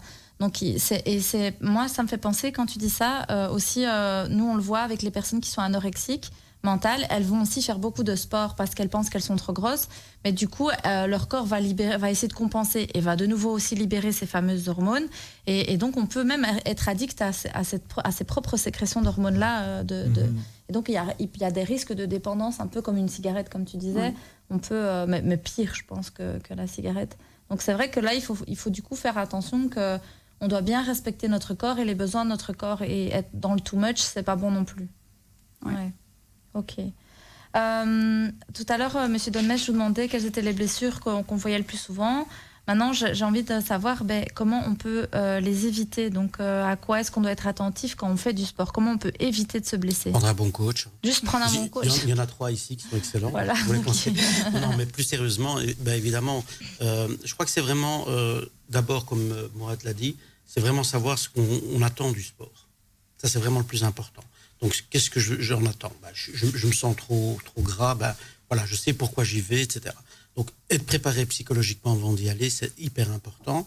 Faire son sport dans les règles, c'est-à-dire en utilisant les machines convenablement, donc là, tout le rôle du coach, etc. Donc, ça c'est hyper important. Si on veut éviter les blessures, on doit passer par ces étapes-là. Donc, il y a une certaine motivation à avoir. Il faut aller à la salle de sport. Il faut les faire dans de bonnes conditions. Après, comme vient de le signaler ma collègue, c'est qu'à un moment donné, il faut écouter son corps aussi. Il ne faut pas vouloir aller trop vite. Je vais vous donner un exemple. Moi, j'ai rencontré un jeune footballeur, mais qui voulait un peu tout développer. Il s'est mis pour faire des pectos. Il s'est chargé directement une masse hyper importante. Et il a fait trois fois le mouvement. Et puis après, pendant une semaine, il avait mal partout. Oui. Donc voilà, donc ça c'est vraiment, il faut aller progressivement, il faut écouter son corps, écouter son coach et s'alimenter. Parce que il n'y a pas que la salle de sport, il n'y a pas que les 2 heures de sport. Il y a le sommeil, il y a le repos du corps, il y a surtout l'alimentation équilibrée qu'il faut en fonction des buts qu'on recherche. Donc il y a vraiment, je crois qu'il faut regarder ça d'une manière beaucoup plus globale. Et puis on ne va pas réfléchir de la même façon pour quelqu'un qui fait du sport 2 fois par semaine à quelqu'un qui en fait 4 ou 5. Ou qui en fait son métier. Ou qui en fait son métier, voilà. Oui, donc moi j'ai eu des footballeurs qui faisaient du bi-quotidien. Donc ils avaient un entraînement le matin, un entraînement le soir. Et ils passaient entre l'heure du midi chez moi parce que ça n'allait plus. Donc voilà, à un moment donné, écouter son corps, faire ça dans de bonnes conditions, être super bien accompagné et avoir une bonne hygiène. Parce que l'extra-sportif, c'est super important. Oh oui, l'hygiène alimentaire. Nous, on a fait plusieurs émissions par rapport à l'alimentation. Ça a même un impact sur la santé mentale, l'alimentation. Tout à fait. Ça a un impact sur le corps, mais aussi sur la santé mentale. Et du coup, c'est vrai qu'on voit souvent des gens qui font un peu de la gonflette et tout ça, et qui prennent des trucs protéinés et tout ça. C'est bon, ces trucs-là Oui. Ouais. Oui, il faut plus... Moi, j'ai le cliché des mecs super gonflés et qui prennent plein de protéines. On est toujours... Et même quand tu vas à la salle, ils te montrent des barres, ils te vendent des barres là que tu peux manger. C'est dégueulasse. Je suis désolée, c'est dégueulasse. Même, ils ont même mis de l'eau avec des trucs avec du goût dedans là. Moi, je me suis dit, je vais en mettre beaucoup et tout, en me disant que ça fera comme de la grenadine. Ben non, c'était vraiment dégoûtant. Je me suis dit, c'est quoi ce truc Mais en fait, moi aussi, je me souviens que au tout début, quand j'avais 15-16 ans et je voyais ces gens prendre des protéines ou de la créatine ou peu importe, on pense que c'est de la drogue. Pourquoi? Parce que c'est des pilules, c'est de la poudre, c'est ci, c'est ça. Mais en fait, non, pas du tout. Et c'est pas non plus ces produits qui vont en fait te permettre... Bon, les stéroïdes, ça, oui. Ça c'est un autre délire. Je parle pas de ça. Et on peut prendre des stéroïdes? Je crois que c'était illégal. C'est illégal. C'est illégal, mais c'est facile de s'en procurer. Hein. Bon, bah ça va, on fera pas de la pub pour ça. Donc Alors rendez-vous sur... Mais non, je veux dire, tous ces produits, en fait, vont permettre tout simplement à l'athlète de pouvoir mieux résister, en fait, tout simplement À l'effort. à l'effort Ah, d'accord. ou de mieux récupérer. C'est un complément. Voilà, c'est uniquement des compléments alimentaires. D'ailleurs, Pour qu'il tienne plus longtemps dans son exercice et c'est que ça. du coup, il puisse se développer plus dans ça. son activité. alors que par exemple, pour un gars qui veut vraiment, par exemple, se mettre à fond dans la masse musculaire et avoir une nutrition, on va dire, irréprochable, entre guillemets, la première chose qu'on lui donne, c'est protéines, créatine s'il en veut, mais après, c'est des basiques, c'est oméga 3, c'est de la vitamine, et c'est du zinc et du magnésium. C'est ce qu'on propose, en fait, aux clients, et ce sont des produits qu'on peut retrouver à n'importe quelle pharmacie, que n'importe quelle personne devrait prendre, entre guillemets, pour être dans une très bonne santé, en fait. Oui, tout à fait. En fait, Hors sport ou dans dans le tout ce sport. qu'on mange, on recherche du magnésium et du potassium parce que sans magnésium et potassium, la contraction musculaire ne se fait pas. Donc, à un moment donné, si on fait plus de contraction musculaire et on donne des efforts beaucoup plus intenses, c'est clair qu'il faut un peu plus d'apport en magnésium, en potassium et en zinc et autres compléments. Alors, si dans ce qu'on appelle les compléments, c'est des choses comme ça, des protéines, du potassium, du magnésium. Moi, je pense que c'est hyper important si on veut que le muscle se développe correctement, dans de bonnes conditions, et éviter les blessures, justement. Parce que très souvent, dans une salle de sport, il y a des crampes. Pourquoi on a une crampe? Parce que soit on est mal hydraté, soit il y a des insuffisances au niveau du potassium ou autres éléments. Donc, si on veut faire du sport correctement et ne pas se blesser, justement, il en faut. La question, c'est pas de dire, voilà, qu'est-ce que vous en pensez? Moi, je pense que c'est important d'en avoir. Soit on le fait d'une manière très amateur, on le fait une fois par semaine, et puis voilà, on se tape toutes les courbatures pendant une semaine, ou bien on le fait très bien, donc avec nos coachs, avec des gens qui vont pouvoir les conseiller, avec des apports bien équilibrés et bien dosés surtout. Ouais, vous travaillez parfois, même que ce soit vous, Monsieur Donmez, ou même les coachs, avec des nutritionnistes, des diététiciens, etc. Vous devez parfois collaborer avec eux et voir un peu, moi je te conseille d'aller voir un diététicien, un nutritionniste, il va te checker un peu sur ton alimentation. Et après, tu reviens me voir. De toute façon, nous, je pense qu'on doit apporter un soutien, un suivi nutritionnel de toute façon en tant que coach. Après, bien sûr, si à un moment donné, le client veut vraiment un suivi extrêmement strict, entre guillemets, donc compter le nombre de grammes de ci, de ça, la majorité des coachs peut le faire, mais si on veut vraiment pouvoir le faire dans les meilleures conditions, là, il faut aller voir alors un nutritionniste, parce que c'est encore d'autres études. Quand vous checkez aussi les trucs des calories et tout ça? Pas forcément. Oui et non. Quand ce sont des produits que voilà, on sait plus vraiment le nombre de calories, est-ce que c'est aussi gras que ça, quels sont les acides qui sont présents dedans, on regarde vite fait. Mais personnellement, moi, je ne calcule pas non plus mes calories. Je sais ce que je dois manger. Je sais en termes de protéines plus ou moins ce que je dois manger, ce qui est le plus important entre guillemets. Puis, je sais le nombre de légumes. Je sais le nombre de féculents. Je sais ce que je peux me permettre comme petite crasse parce que voilà, il faut kiffer la vie. Il faut aussi manger ce que. Tout, hein. Non, la vie est courte. Mais voilà, je pense que oui, la nutrition est quelque chose d'important que tout le monde devrait en tant que coach, kiné, peu importe, devrait maîtriser un minimum. Ok. Bon, on continue à parler de tout ça juste après la pause. Chers auditeurs, on revient dans quelques instants.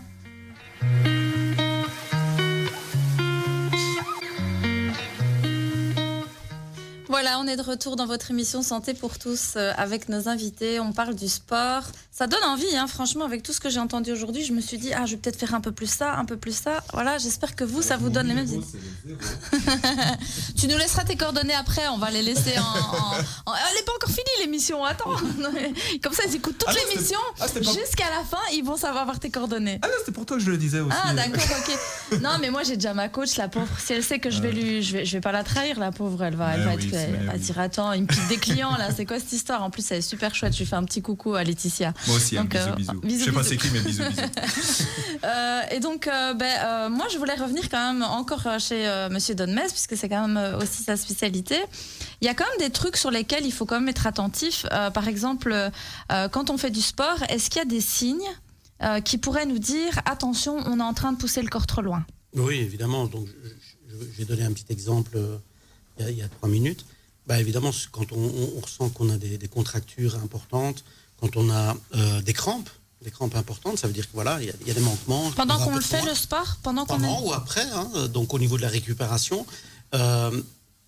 sur le moment même, on s'en rend pas très souvent compte. Donc on pousse, on veut toujours plus, on cherche le résultat, il y a un challenge. Mais à un moment donné, on peut se rendre compte d'une déchirure musculaire, on peut avoir mal, on peut ressentir quelque chose. Voilà, ça c'est le signal le plus facile. Ça, là, on se rend compte qu'il faut arrêter. Et puis il y a le reste. On ne se rend pas compte directement, mais c'est le lendemain, c'est quelques heures après parfois, c'est 2 jours après. Ben voilà, là on commence à boiter, on sent que son genou n'est pas comme on veut, ou la cheville. Oui, ça peut arriver, évidemment. Donc ça, c'est les signaux. Si on a mal, par exemple, enfin, je veux dire, moi, au tout début, quand j'ai repris le sport, forcément, j'avais plus de douleurs corporelles. Évidemment. Et puis, au fur et à mesure que j'en fais, forcément, j'ai moins mal.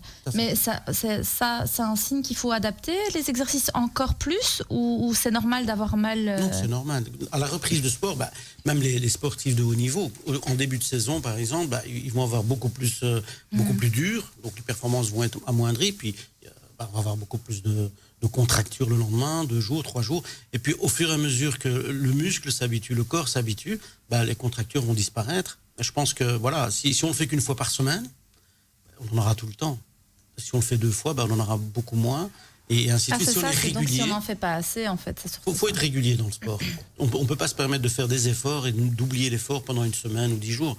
Ça n'a aucun sens. Donc, l'effort doit être régulier, il doit être répété. À ce moment-là, le corps, c'est une merveilleuse machine, elle va s'adapter. Et tous les effets secondaires dont on vient de dire, ils vont disparaître progressivement. Ça peut, Brahim a très bien expliqué ça, mais ça permet vraiment d'apprendre à se connaître, en fait, le corps. Parce qu'il faut vraiment être vraiment à l'écoute de son corps. C'est ce qu'on ressent. Et quand il lance des signaux, c'est pas anodin. Donc il faut vraiment. Après aussi, je dis ça, apprendre à se connaître, parce que faut différencier les bonnes douleurs et les mauvaises douleurs. Donc c'est à ce niveau-là qu'il faut vraiment apprendre à se connaître. Donc quand je dois lever le pied, quand je dois m'arrêter, et quand je peux continuer, quoi. Mais ça arrive, par exemple, il y a des clients qui vont me dire moi, à la dernière séance, après, j'ai eu quand même mal pendant 1 semaine, où j'ai eu ça, et alors tu dis on va faire autrement, alors tu vas réadapter peut-être ta manière de faire avec eux. Tout à fait. Maintenant, si ils ont des grosses crampes au niveau des quadriceps, forcément, on va essayer de changer la session. S'il vient et que tu avais prévu un truc de jambes, tu vas encore plus se tuer sur les jambes. Donc après, l'idée, c'est un peu de faire circuler le sang et d'évacuer un maximum des toxines. Et après, on continue au fur et à mesure. Tout dépend un peu. Ça dépend aussi de quel type de douleur. Aussi. Là, Mourad l'avait bien spécifié. Je vais donner un exemple facile. On se met sur le dos et on fait du développé couché, donc pour travailler le grand pectoral. À un moment donné, si le client, on va dire, revient 2 jours après en disant, mais écoutez, ma douleur, elle est vraiment en plein milieu des 2 côtés d'une manière égale, tu vas te dire c'est normal, il a travaillé, c'est très bien.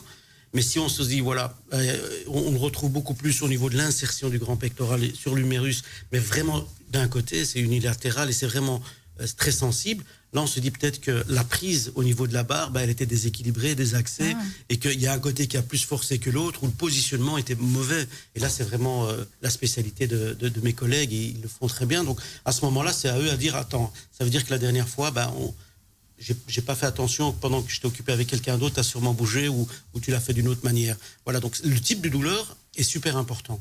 Donc est-ce qu'il y a des douleurs qui sont normales? Et puis après, il y en a d'autres, c'est un signal.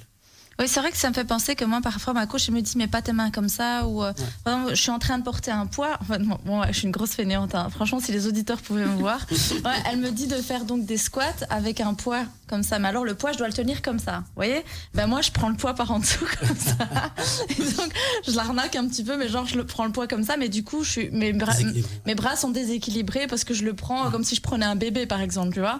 Et du coup, j'essaye de descendre comme ça en prenant. Elle me dit, non, tu le prends comme ça et tu mets tes mains à égale distance et alors tu montes comme ça avec tes bras. Et alors moi je suis là, mais je suis au bout de ma vie évidemment, c'est hyper difficile. Enfin, pour moi c'est hyper difficile. Mais du coup c'est vrai que le coach va dire mets tes mains correctement, place bien ton corps ou ne prends pas l'objet comme ça. Et puis ne prends pas cette masse-là. Tu as donné un exemple, parce que j'ai eu le cas aussi. Moi je suis ostéo également. J'ai dû réaxer quelqu'un, des problèmes de dos, parce que justement la personne pensait qu'elle devait prendre plus. Donc le mouvement était bon. Mais à un moment donné, à force de répéter avec un poids trop important, elle compensait en courbant le corps, etc. Donc à un moment donné, ça a bougé certaines vertèbres, ça a fait des contractures, certains muscles du dos, etc. Donc, à ce moment-là, on repasse chez le soigneur, soit le kiné ou l'ostéo, pour remettre en place et pour recommencer. Donc, ce qui est important, c'est le mouvement. Ce qui est important, c'est le poids qu'on met, la fréquence à laquelle on va. Si on va trop vite, parfois, c'est pas bon non plus. Donc, ça, c'est vraiment des spécificités. Si on laisse le client aller comme ça dans une salle de sport, on peut avoir tout ça. D'où l'importance de ça me fait penser, moi aussi, un jour, elle m'a dit, il faut que tu ailles voir un ostéo et tout, parce que tes hanches, ils sont un petit peu. Je dis, à force d'avoir des bébés, on a ça tous déglingué ici, tu vois. Donc, c'est pas seulement ça. Après, il faut tout se remettre en place, là. Donc, non, mais c'est vrai, il donne des chouettes conseils. En tout cas, un coach qui va vraiment faire attention à toi, il va vraiment t'observer. Moi, j'ai remarqué qu'ils observent quand même assez bien ce que tu fais. Et ils peuvent référer à des spécialistes si c'est nécessaire. Et ce qui est vraiment important, aussi, c'est de conscientiser le client. Donc, il ne suffit pas de faire le mouvement mécaniquement et je pense à ce que je vais manger demain ou je commence à regarder ou ce qu'on voit aussi très, très, très souvent à la salle, mais d'être connecté. Donc, je transmets les informations, je dois être connecté et prendre conscience de mon corps et de ce que je fais.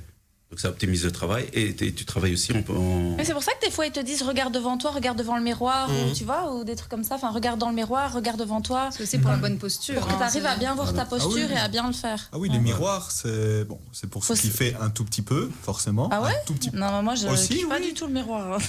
Ah, ça dépend qui, mais les miroirs sont là principalement pour que la personne puisse justement se contrôler et pour que le coach également puisse avoir différents points de vue. Ouais. C'est important.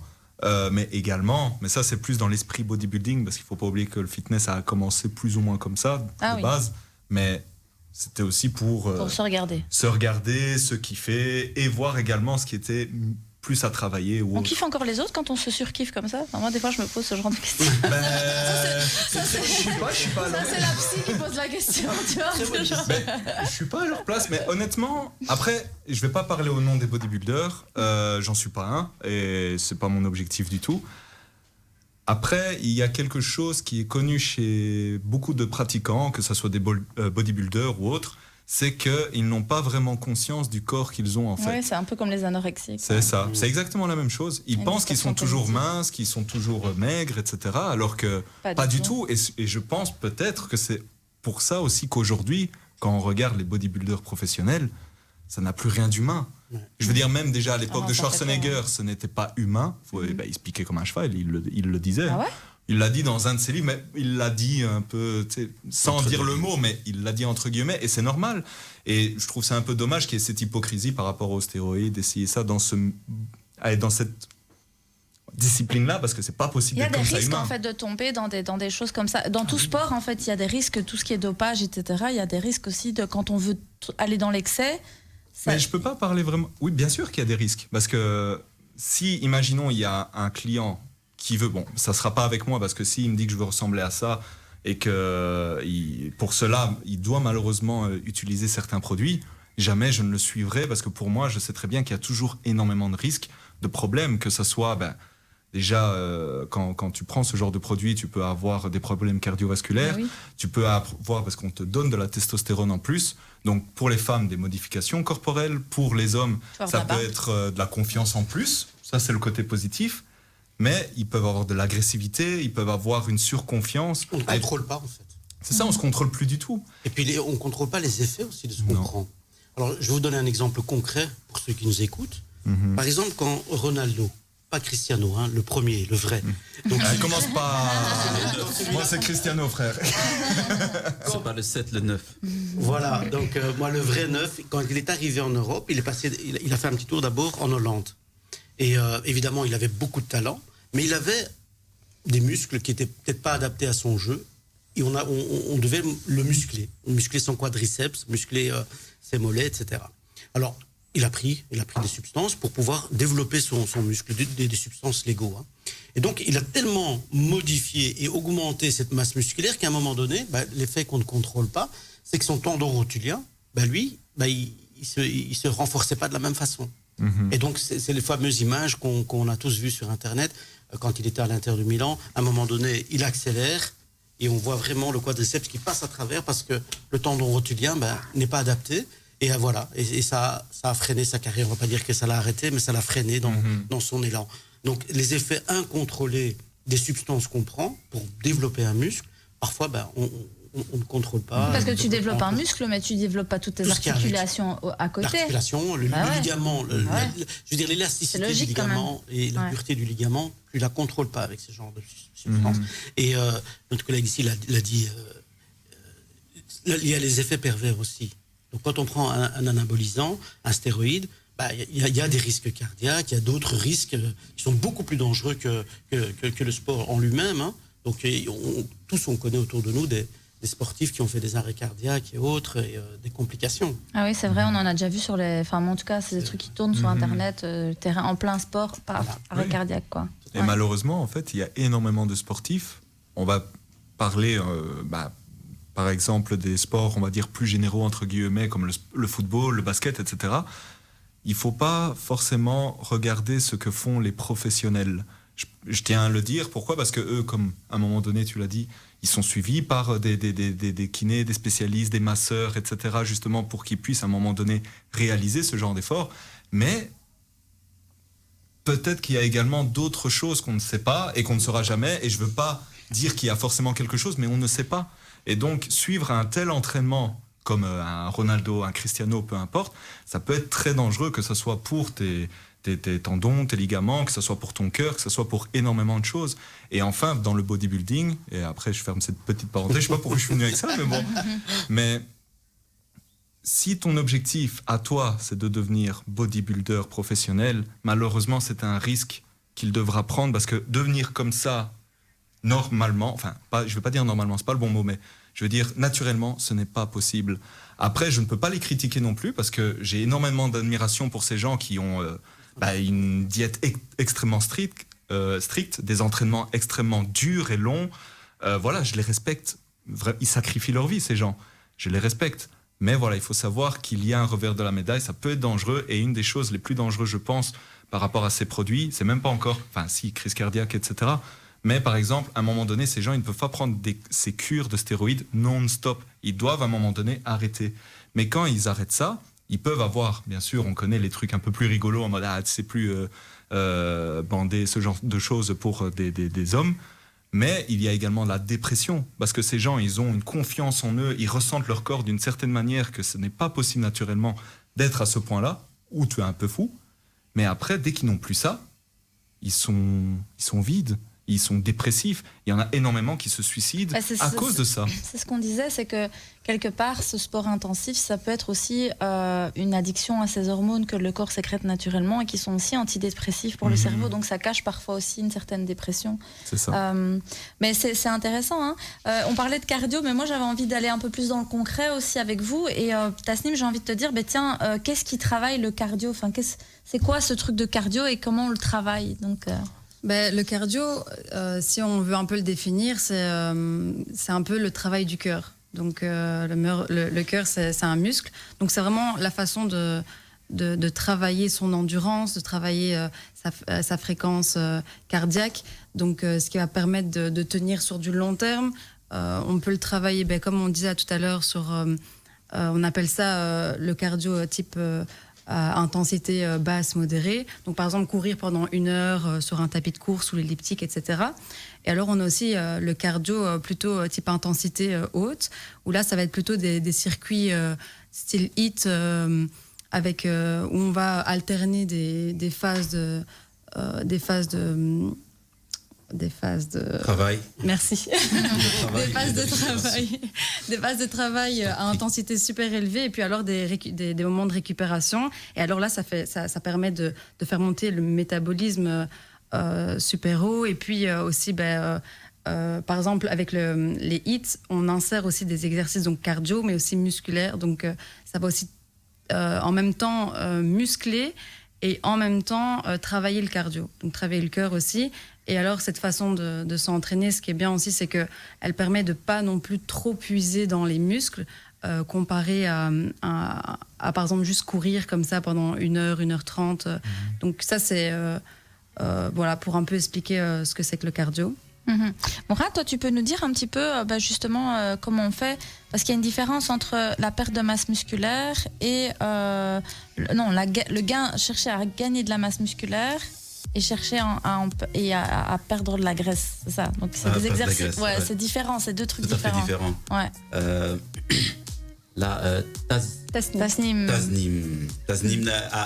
en parlant du cardio, elle a bien expliqué les deux points, les deux bonnes manières, en tout cas, de perdre du gras. Donc c'est bien sur ce long terme, on est sur entre 50 et 70%, donc de la fréquence max cardiaque, ou être plus efficace, donc travailler plus court et travailler donc sur de l'intervalle training HIIT. Donc ça c'est essentiellement les méthodes les plus courantes, les plus efficaces, en tout cas en termes de cardio. En termes de cardio pour être. Après la pause, vous allez m'expliquer un peu plus d'exercices. On va être un peu plus dans le concret avec les auditeurs parce qu'il nous reste que 20 minutes et je vais vous gratter un peu quelques exercices. En tout cas, qu'est-ce qu'il faut vraiment faire pour gagner ou perdre. On va un peu discuter de ça juste après la pause. Donc restez avec nous, chers auditeurs. Dans quelques instants, on continue à parler du sport sur Arabelle FM.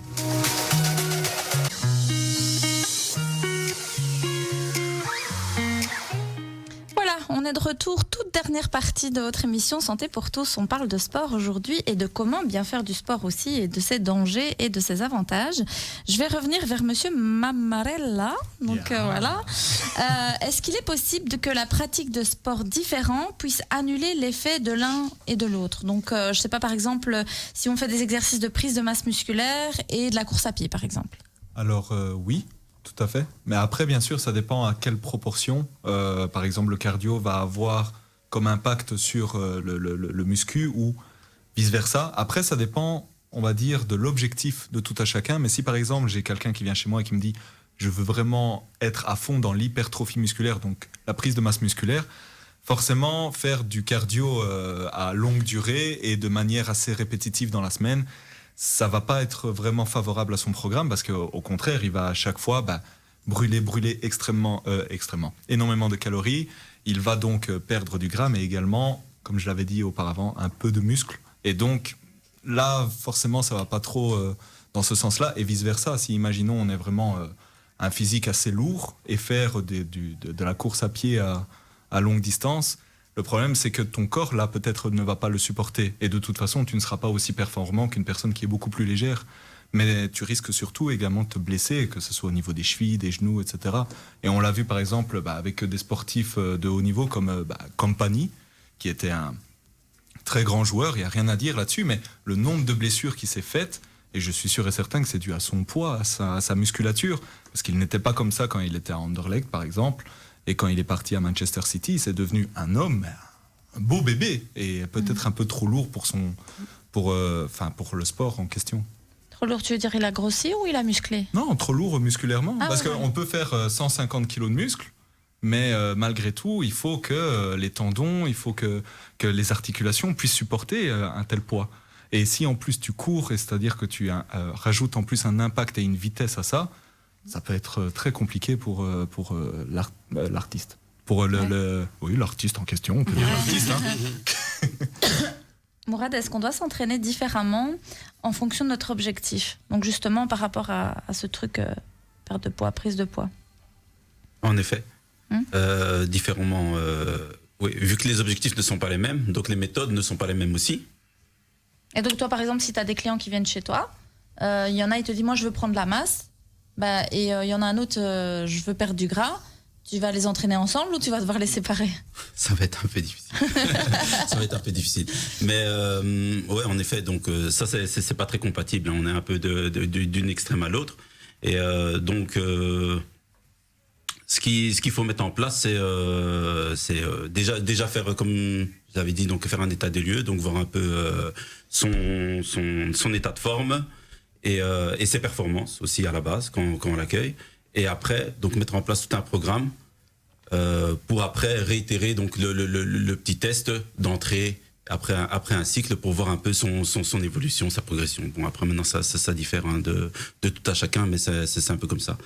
Partant de là, après donc que ce soit la prise de masse donc ou perte de poids, donc on va travailler sur les répétitions. Donc les répétitions, les charges, le tempo et les séries. Et on joue vraiment sur ces quatre facteurs-là qui font toute la différence. Oui, c'est ça. Et du coup, comment on fait si on veut vraiment perdre de la masse graisseuse? Qu'est-ce qu'on doit... Voilà. Alors, C'est sûrement ce qui intéresse beaucoup de nos auditeurs. On veut savoir comment on doit maigrir. C'est bientôt l'été, c'est bientôt... Alors, voilà. Maigrir en soi, entre guillemets, je dis bien entre guillemets, si on regarde juste d'un point de vue physique, c'est pas si compliqué que ça.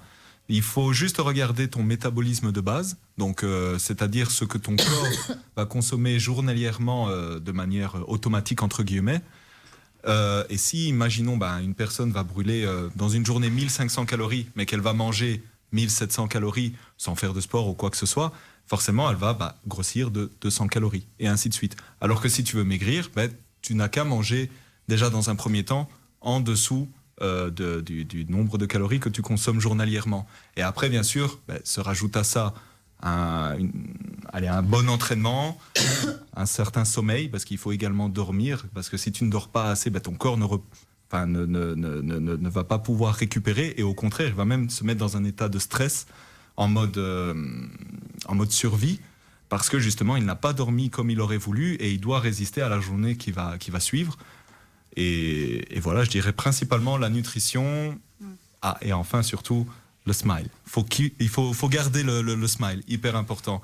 Parce que, mine de rien, ça a été montré également, les personnes qui sont extrêmement stressées ou qui sont assez déprimées, la même chose dans ton objectif physique, tu vas peut-être pas y arriver dû à ça. Donc, il faut aussi régler ce genre de choses. Il y a énormément de choses à prendre en compte que normalement un coach devrait pouvoir le faire. Monsieur Donmez, je reviens vers vous. Est-ce qu'au fur et à mesure du temps, il y a une évolution, une dégradation de notre capacité à produire un effort physique? Est-ce que c'est plus on vieillit, plus c'est dur de faire un effort physique? Oui, en fait, le métabolisme, il n'est pas le même à 20 ans et à 40 ou à 60 ans. Il y a un ralentissement du métabolisme. Il a parlé d'effectivement ce que dépense le corps au repos par jour, 1500, 1700 calories, c'est hyper important. Et puis après, il y a tout ce qui se rajoute à ça. Il y a tous les efforts qui se rajoutent à ça. Ces efforts, à 20 ans, on n'a pas beaucoup de mal à les faire. À 30 ans, c'est déjà un peu plus compliqué. Moi, je vais vous donner l'exemple clair. Donc, je m'entraînais à 20 ans. J'arrive à prendre le même poids pour le moment quand je vais en salle. Mais qu'est-ce que je mets du temps à récupérer, par contre? Ah oui, voilà, c'est la récupération. Donc la récupération est beaucoup plus longue parce que le métabolisme est ralenti. Je pense qu'on ne perd pas vraiment de force musculaire, donc on le perd beaucoup plus lentement, mais c'est surtout au niveau de la récupération. Ah oui. Voilà. Tasnim, est-ce que pour vous, il y a une discipline sportive qui est la plus complète? C'est laquelle? La plus complète, je pense pas qu'il y ait une discipline plus complète. Je pense que c'est vraiment propre à chacun. Chacun, comme il disait Anthony là tout à l'heure, on fait ce qu'on aime. Mais maintenant, par rapport à la forme, etc., pour une personne qui veut se remettre en forme, par exemple, moi je dirais que par exemple tout ce qui est circuit HIIT, tout ce qui est les HIIT en intervalle, etc., c'est une bonne façon de s'entraîner parce que ça va travailler d'une part les muscles et puis le cardio. Donc c'est un entraînement complet parce qu'on travaille le souffle, l'endurance, le métabolisme, et puis aussi on va travailler musculairement, on va tonifier le corps, on va essayer de prendre plus de muscles pour même avec la posture, etc. Donc c'est une discipline qui est assez complète, si on peut dire ça comme ça. Maintenant, je pense que chaque sport est différent et chaque sport a ses avantages, on va dire inconvénients, si on peut dire ça comme ça. Mais voilà, pour moi, ce serait... Un peu plus ça. Ouais. Ok. Moi, je voulais savoir aussi, Monsieur Mamarella, est-ce que vous auriez des conseils aux personnes qui se mettent au sport, c'est-à-dire qui vont commencer à faire du sport? Alors déjà... Trouver un bon coach, déjà. Voilà. Comme moi, par exemple. Non, je pense déjà, une première chose, c'est commencer petit à petit. Parce que si tu vas directement à fond, déjà, tu peux te blesser très rapidement. Tu peux être très fatigué d'une manière, on va dire, anormale, c'est-à-dire que tu n'as pas l'habitude et à un moment donné, forcément, ça va te dégoûter de continuer. Ça, c'est, je pense, la première chose. C'est vraiment y aller petit à petit, vraiment respecter son propre rythme. Avoir une bonne alimentation, ça c'est la base. Tu peux t'entraîner comme un cheval 2-3 fois par jour, comme un dingue, si tu manges par la suite 2 McDo par jour, ça va pas suivre, ça va pas fonctionner. Et au contraire, tu vas te blesser très très très rapidement. Bien dormir. Je dirais également choisir un sport qui vous convient. Donc moi par exemple, je vais être personal trainer fitness, mais si par exemple ton délire c'est vraiment le marathon ou le football, le basket, peu importe, là tu vas voir d'autres professionnels à ce moment-là. Mais voilà, vraiment faire quelque chose qu'on apprécie, je pense que c'est vraiment très important. Parce que tu peux te dire, voilà, cardio, ça fonctionne. Muscu, ça fonctionne. Mais si c'est quelque chose que tu détestes faire, tu vas pas continuer. C'est pas possible. Donc, fais quelque chose que tu aimes. C'est ça, ça rejoint un peu ce que Mourad disait tout à l'heure aussi, hein, que c'était important de s'écouter et de voir ce qu'on aime aussi dans ce qu'on fait. J'avais encore une autre petite question, parce que parfois les gens ne savent pas trop. Est-ce qu'il faut préparer ces séances de sport, Mourad? Comment ça se passe? Qu'il faut avoir une tenue? Est-ce qu'il faut s'échauffer? Est-ce qu'il faut se préparer mentalement? Je vais au sport, etc. Tu vois? Il y a pas mal de choses à prendre en compte. Déjà, faut être équipé.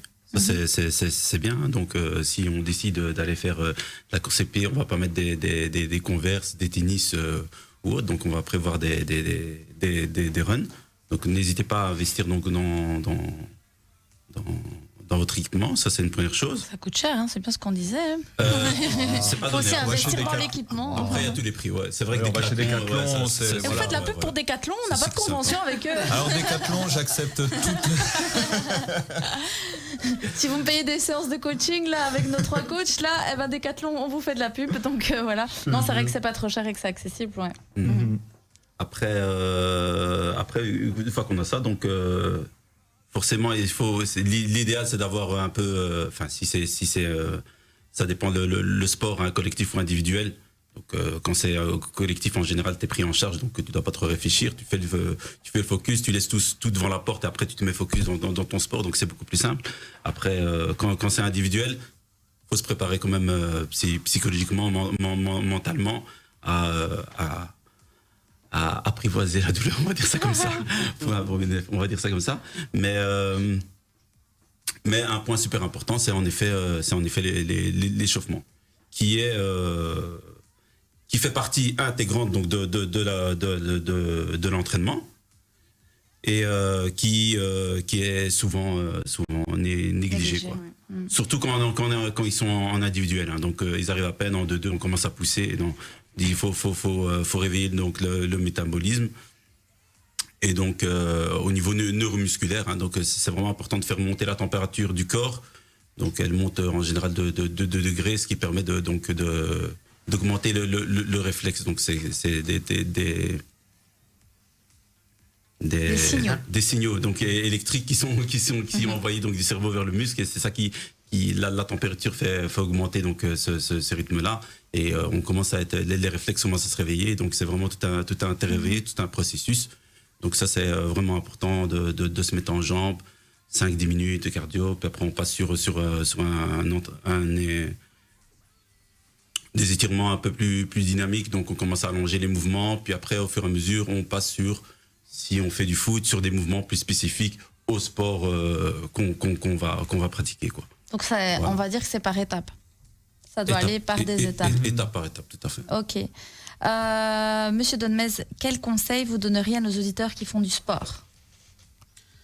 De choisir son sport d'abord, celui qui nous convient. Donc, moi, je me vois mal faire de l'équitation, par exemple. C'est un sport qui ne m'intéresse pas. Moi, j'en fais, j'aime bien. Ben voilà. Donc, chacun son truc. Trouver vraiment ce qui nous convient. C'est la première chose. Pouvoir dégager son temps, c'est super important. Après, c'est la motivation, trouver la bonne salle, trouver le bon coach, avoir la motivation. Et puis, en dehors de la salle, comme je vous ai dit, c'est tout ce qu'il y a autour, c'est l'extra sportif. Et à quel résultat on veut arriver, comment on veut le faire, et voilà, et tenir dans la distance, hein. Donc ça, c'est super important. Comme je vous ai dit, la plupart des gens arrêtent au bout de quelques semaines le sport.